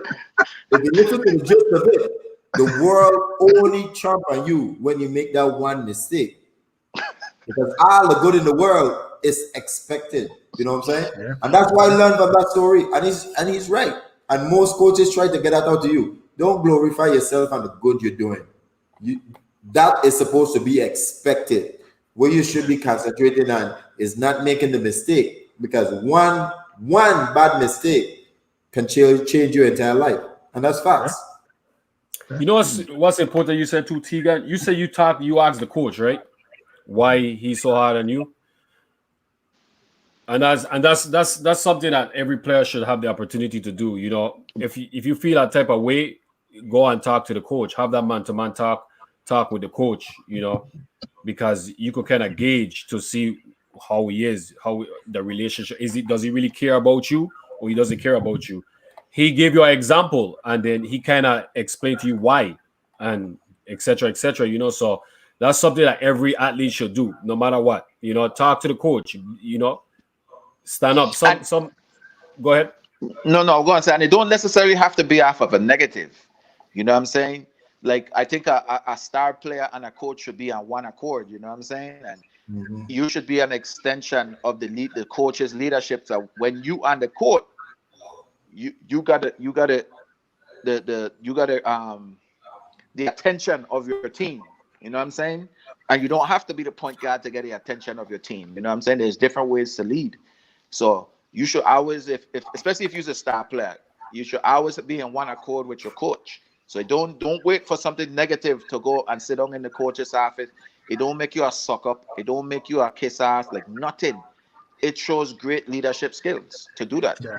Yes. Yeah, it's your career, man. It's your career, because after you got 4 years in college, 4 years in high school. What's next after that? What's next? You know, so if you get hurt in college, if you get hurt, what's gonna happen? Is the coach gonna really care about you as a person, or he's gonna just throw you to the side and be like, well, he can't help me anymore, so that's it. So it's like, you know, it's many coaches, and it's up to the player to really have that relationship with the coach, man. Honestly, you got to have that relationship and that respect.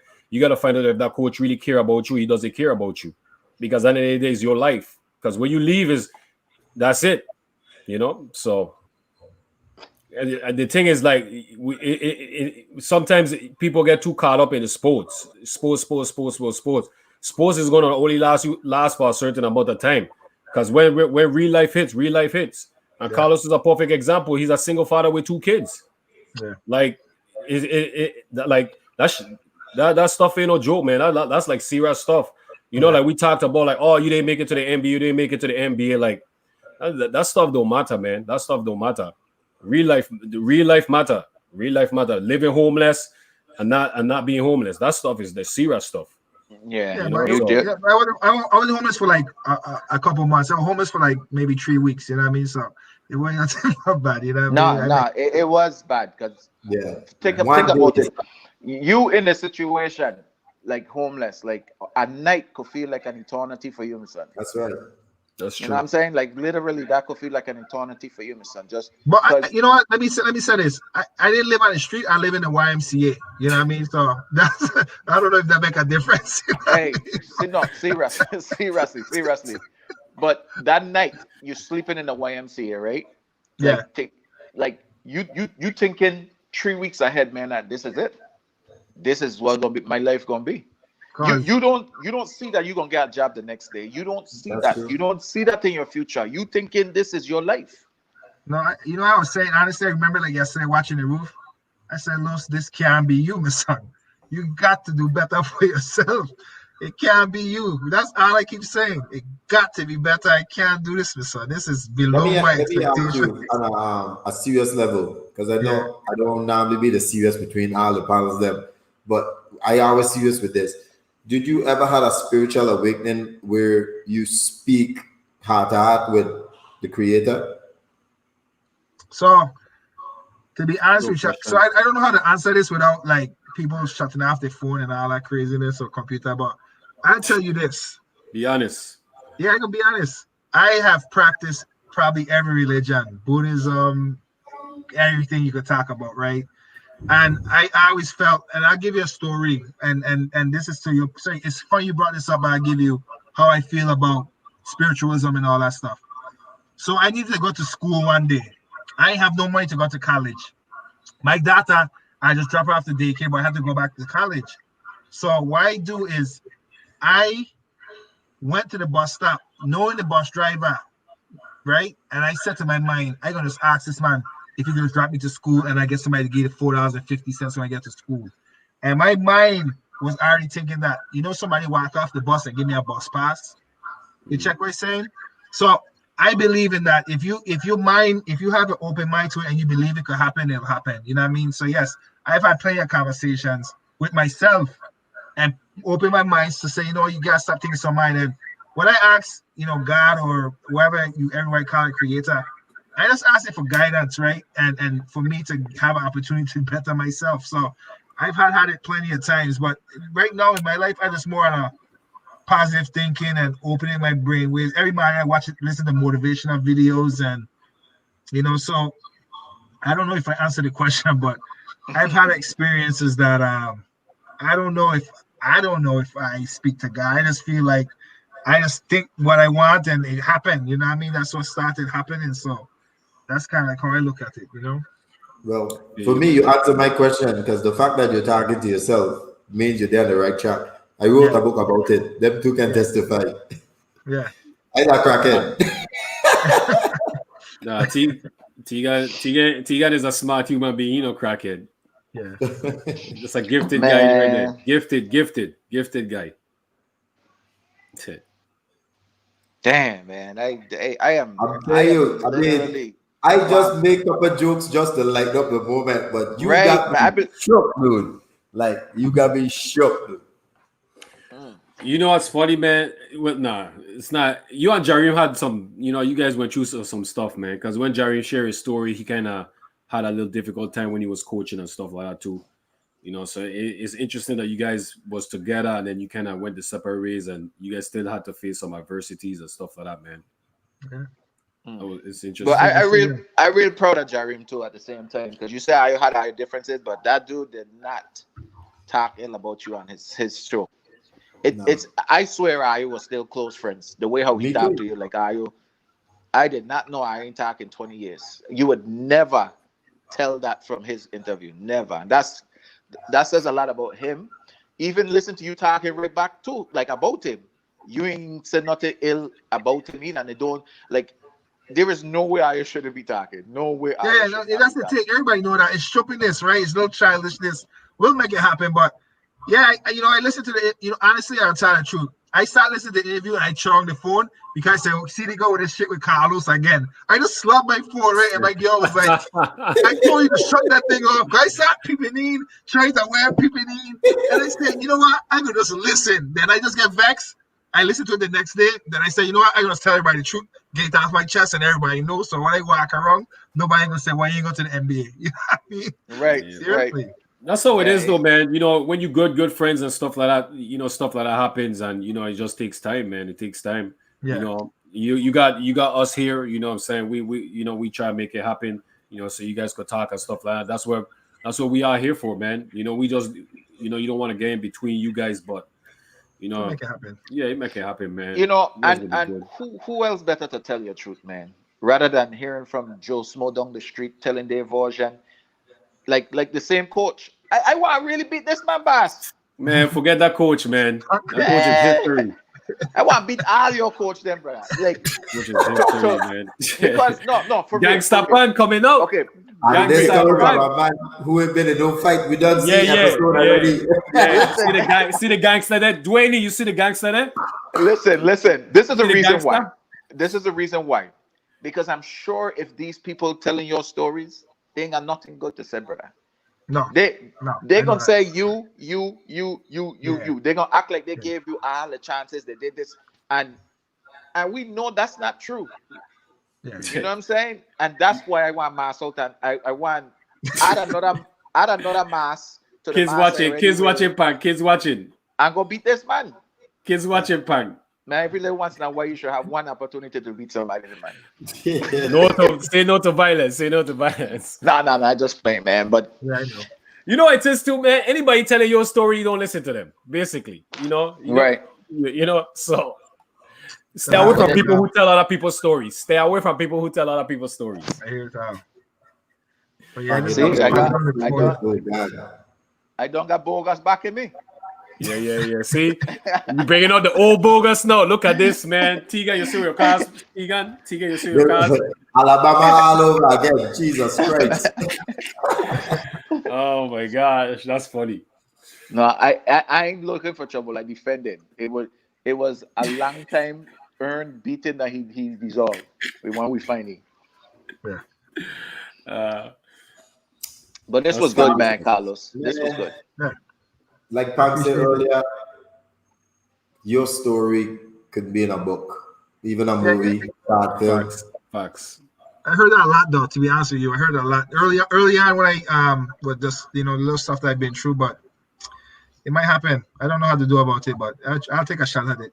Tiga, you write that book, so I'm gonna reach out to you so you can tell me how to do it. I just write from the heart, man. I don't just write, it just come a book, but I just write from the heart. That's the best way too, man. That's the best way too. Just let it flow. Honestly, you don't even have to write it. You find like a Ghostwriter. Yeah, and somebody that gonna sit down with you every day while you tell your story, and they'll put it into words for you. That's true. They'll either record you, or if it's somebody who old school, they write as you talking or type as you talking, and then they take the story and take it back to the office, and then they just take out, devour, and bring it back to you and see how you like it. And you still got sole control what's in and what's out. You know what I'm saying? You might get different feelings from when you say something versus when you read it. I don't think I want you talk. Yeah, I don't think I want you talk about this and until it's done. Yeah, I'm telling you. The warning and stuff like that. I'm telling you, one more thing before I forget. This just hit me. When you was homeless, you never thought about coming back home? Because home, no matter how low you get, there always a family here for you. No, because I didn't want to come back and people be like the basketball dude from didn't go NBA. That's the truth. And it was brief, because I knew I had to do. It was just me making bad decisions again, being reckless or wild, as we would say. I just had to get right. I had to get right with myself, dude. And I tell you, 23 is when my life started to really get into aspects. I didn't mature till like 35, 36, and it just happened that way. And I think the environment that I was in, they never allowed me to see me grow. You know what I mean? And they just saw me as that guy. So I didn't want to do that no more. Do you still talk to the judge? No. You should call it one day though. Yeah. Yeah. No, I just tell him thank you. Just tell him thanks for everything. Serious. No, I've spoken to her, but I don't talk to her no more. You know what I mean? Okay. But I've spoken to her. Oh, okay, as long as you have talked to her, like I talked to her. Yeah. Oh, okay, then Yeah. Because like you said, you kind of just left, so it's not like she could really like pin you down and you made up your mind and you left. But it still took a lot. It still took a lot for her to come to St. Croix and come and get you, buy you a ticket, and regardless of her intentions, because I know people that are adopt kids just to collect a check. You know what I'm saying? So regardless of her intentions, she still take you out of the environment and put you in a position to succeed. You know what I'm saying? So that's something to be grateful for, because if that didn't happen, you wouldn't be here to tell the story that you're telling today. So. And by the way, the judge was good to me, right? The fact is, I was just being me. Again, Right. that Okay. like she was good to me. She tried her best. Poor lady, oh God, I remember I said, I'm gonna buy you a house, and I said, don't worry, I'm gonna get you this house. And I just started getting wild, man. I do stupidness. I remember like yesterday, me, Jerry, we sit at the table. I said, don't worry about it. We're gonna get this house. They're gonna buy everybody this house. And she was so happy to hear that. And I was just wild, man. So she was good to me, honestly. Yeah, much respect to her, man. Much respect. Much Right. man. Much respect. Ooh. I gonna be up a little bit while thinking about this. Honestly, not in a negative way, just reflecting, because. Yeah, I mean, Carlos, I don't even have your number. You gonna have to get my number. We got exchange number. Yeah, no, I text the Mumba guitar because Mumba have it already. Okay, good. I get to Mumba now. Yeah, we definitely gotta stay in touch from today, Mr. Just talk. Yeah. I come in Florida a lot. This, once this COVID thing, the fuck, I'm gonna be down there a lot. Yeah, you could even help me with my credit. Yeah, for sure. Yeah. Ask Chris. Chris was one of my customers. He didn't believe the process. I don't believe it, but now that he's going through the process and things happening, because people I know, I get customers buying homes, cars, crying to me about how they could get a credit card, and this is something I just teaching them stuff that, yes, they can do credit repair themselves, but the same thing, you could wash your own car, but you take it to a car dealership to wash it for you sometimes, or cook your own food, you buy fast food. So that's just what credit repair is. So somebody specializing in it, focusing on you and making it easy for you, Carlos, real quick, what's the judge name? What's the judge name? Rosalind Tolson. Okay. Yeah. She'll be, well, no, not yet. Don't bring her in yet, but then we all talk and we could come out.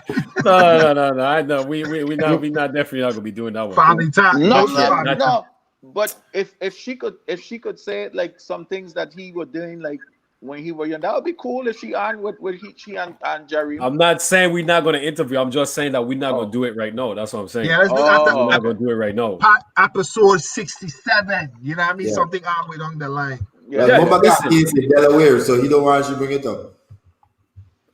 No, I ain't got nothing in Delaware. You ain't got no case in Delaware, Mumba? Nah, just Wisconsin and California. That's it. That thing there. Okay, we're gonna talk about that with your episode. just California, Wisconsin. That's it. No, but we will listen. We welcome anybody to come on the podcast. We welcome anybody to come on the podcast. I've said it a million times. You know what? Honestly, I think we should stick to the. I'm all about the judgment, but I think I should stick to the VI thing because there's so much people in the VI that we could all filter through before we start going to like the Americans. I hate to say it that way, right? But it's an island thing, right? So let's just keep filtering people, and and that's just how it is. And I ain't saying that. I just say that because I feel like I believe in this. I like this show. I don't watch this thing all the time. I just don't want to lose the substance that I created. You know what I mean? Right. Yeah. Love it. I gonna say this because I wrote it in the group. It's in the info that is a sports podcast, and we're gonna branch off to try and get musicians, and everybody, business owner, and everybody. You know what I'm saying? Okay. But it was created from sports, so that's what that's our main focus. I like it. But I would like to honor business owners. Everything. And then we would like to get down to like some student athletes and stuff like etc. But the main focus is more for the athletes at this moment at this time. So. All right. Yeah. That might be the realest shit you ever spoke, man. In my Tupac voice. Yeah, West Side. Talk about it, punk. Yeah, you keep me seated because I wanted to get up so many times to stretch, but your story was so good. Are we glad you notice I moving side to side, punk? You remember that story you tell me the man without no arms and he done it dancing up. Oh God. Yo, but I was gonna ask you why you wearing that medium shirt? No, I got a thing. I need to keep it on. I got my He said medium shirt. Yeah, he got wearing that medium shirt to show he guns. I was trying to show you. Always. I see you out there trying to show your guns. No, man, these is muscles. Yeah, Carlos big man. Carlos big man. Yeah, I walk it up, man. Yeah, this is every day. Yeah. Got me a Mumba shot. Like you see a lot of space between them. You look like Jagabazi. You know me? Hey, listen, man. I ain't get no shame. Hey, one thing, I ain't get no shame in this body, brother. That's one thing, brother. Trust me. This body been through a lot of war and survived. So I happy. This is real. Don't worry. Just take this is a real body. This body survived. This body survived a lot of wars. So this is a real body. This ain't fragile. Your wire didn't start from Harrigan Voices. Yeah, can't wait for his story. And Safarali and Allen gang fights used to be in Ada. Man, so we just talking about your shot, now you bring it up character. Well, my God. Man, these guys be trying to assassinate my character, Carlos. So see that? That's what they do to the youngest. They try to assassinate my character. I'm a good citizen. Hey, Mumba was the only man that had an entourage in school, son. The only athlete that had an entourage in school. We talking on this guy signing people breast in high school or so. He talking about entourage. This man saying your breast in high school and you talking about I had an entourage. Come on, Pang. Come on, Pang. Come on. Crazy. Yeah, signing your TTs in high school and so on. That never happened. I never signed. I may have signed an autograph or two, but I never reached the level of signing anybody breasts. Where you put on the breast? Pang got milk? Where you put on it? They put got milk? Where you put? That never happened. I never even get close to that. Never. Pang got milk. Man, hey, you got is a clown, brother. That would have been a good signature to put on somebody. But it never happened. It never happened. Yeah, man. For your thing, Carlos, I didn't make up that joke. I saw that actually in Europe. I saw a commercial with that. A woman with a TT. And then the end of the commercial was like, "Got milk." I was like, "What? They don't show this in America." That overseas commercial different. Trust me. Yeah, you're right, Pang. The news, Janet Jackson, little shitty TT that followed to the Super Bowl. Watch out. Go overseas, you see real TT, brother. The news anchor them in overseas. The way how they dress, brother. Yeah. It'll be insane. Crazy. When we used to be watching the news and some of them women come on the TV, my son, I don't even know what these people talking about. But I cannot stop looking at that woman on the TV, my son. It's crazy. But Carlos, take us home, man. Anything else you want to hit on? We're there on the 3-hour mark. No, we good, man. This was good. I'm happy to get it off my chest. I thank you guys, and I appreciate it. And I gonna try and get to St. Croix. Just figure out how to get this curry repair to St. Croix. So that's nice. Yeah, that's gonna be my next step in a year or two. So people at St. Croix don't have credit. Don't take your business down. Yeah, that's it. That's the thing. Everybody tell me that. There goes our viewers. There we just lost all our viewers, Pang. We just lost all our viewers, Pang. Why need credit when I could go trade some bricks or mango or something together? All right, guys. Well, it was good while this podcast lasts. It was good while it lasts. Pang shut it down. Hey, I could go and chop down some coconut and go trade coconut together. Oh my God. To get fish market and bring some fish. Crazy. I don't need no credit. God, Pang. Hey, if you can't earn a living on St. Croix, seriously, like there's so much things you could do on St. Croix, like natural things you could do on St. Croix to earn a living. So wash car. I'm telling you, man, I don't wash car, I don't drive lift, I used to cut grass. The hustle is there, man. You just got to go out and hustle. I see. You remember we used to walk Cayman in the night and walk on Champ House in the day park? And then used to be sleeping on the roof. Well, I definitely fall asleep on the roof. Knock out in the hot sun, son. Facts, carry on. Facts. Yeah, no, people still doing that carry on. Trust me. Puini, please. But yeah, Tegan, Thank you were you, living Delroy. that. That Thank was a you. good episode for real. Yeah, thank you, Delroy. Well, people, Carlos, really appreciate you for keeping it real with us, and that's Yeah. what the show is all about. All right. Truly to hear the story from the individual's mouth, and it can't be any realer than yours. Honestly, it can't be any realer than yours, and we appreciate you for sharing, and hopefully some young kid or somebody could pass this story on to the child, and you take a negative, make it into a positive, as Zora said earlier. All of our stories have something in there that could help somebody along the way. You just got to find it and use it. So this one was definitely a real one, Yeah. humbling, and we thank you for sharing that with us, and to everybody that stayed on and for the 3 hours and stayed locked in, we thank you as well, because y'all also help keep the conversation going. Dwayne, Carrie Ann, some of the regulars, Alrika, Tegan, sister, them, they always on with us every night. So we appreciate everybody for watching. Again, there's no us without you.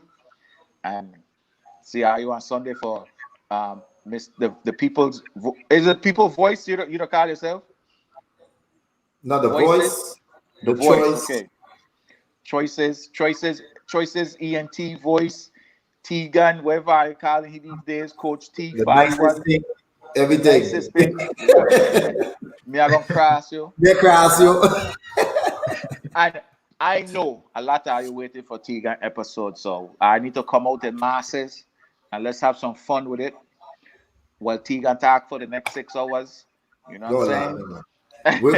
We're only good for about 2.5, maybe 3 No, at no, most. we everybody want to hear your story for sure. Because I So, get straight to the point. We're getting straight to the point.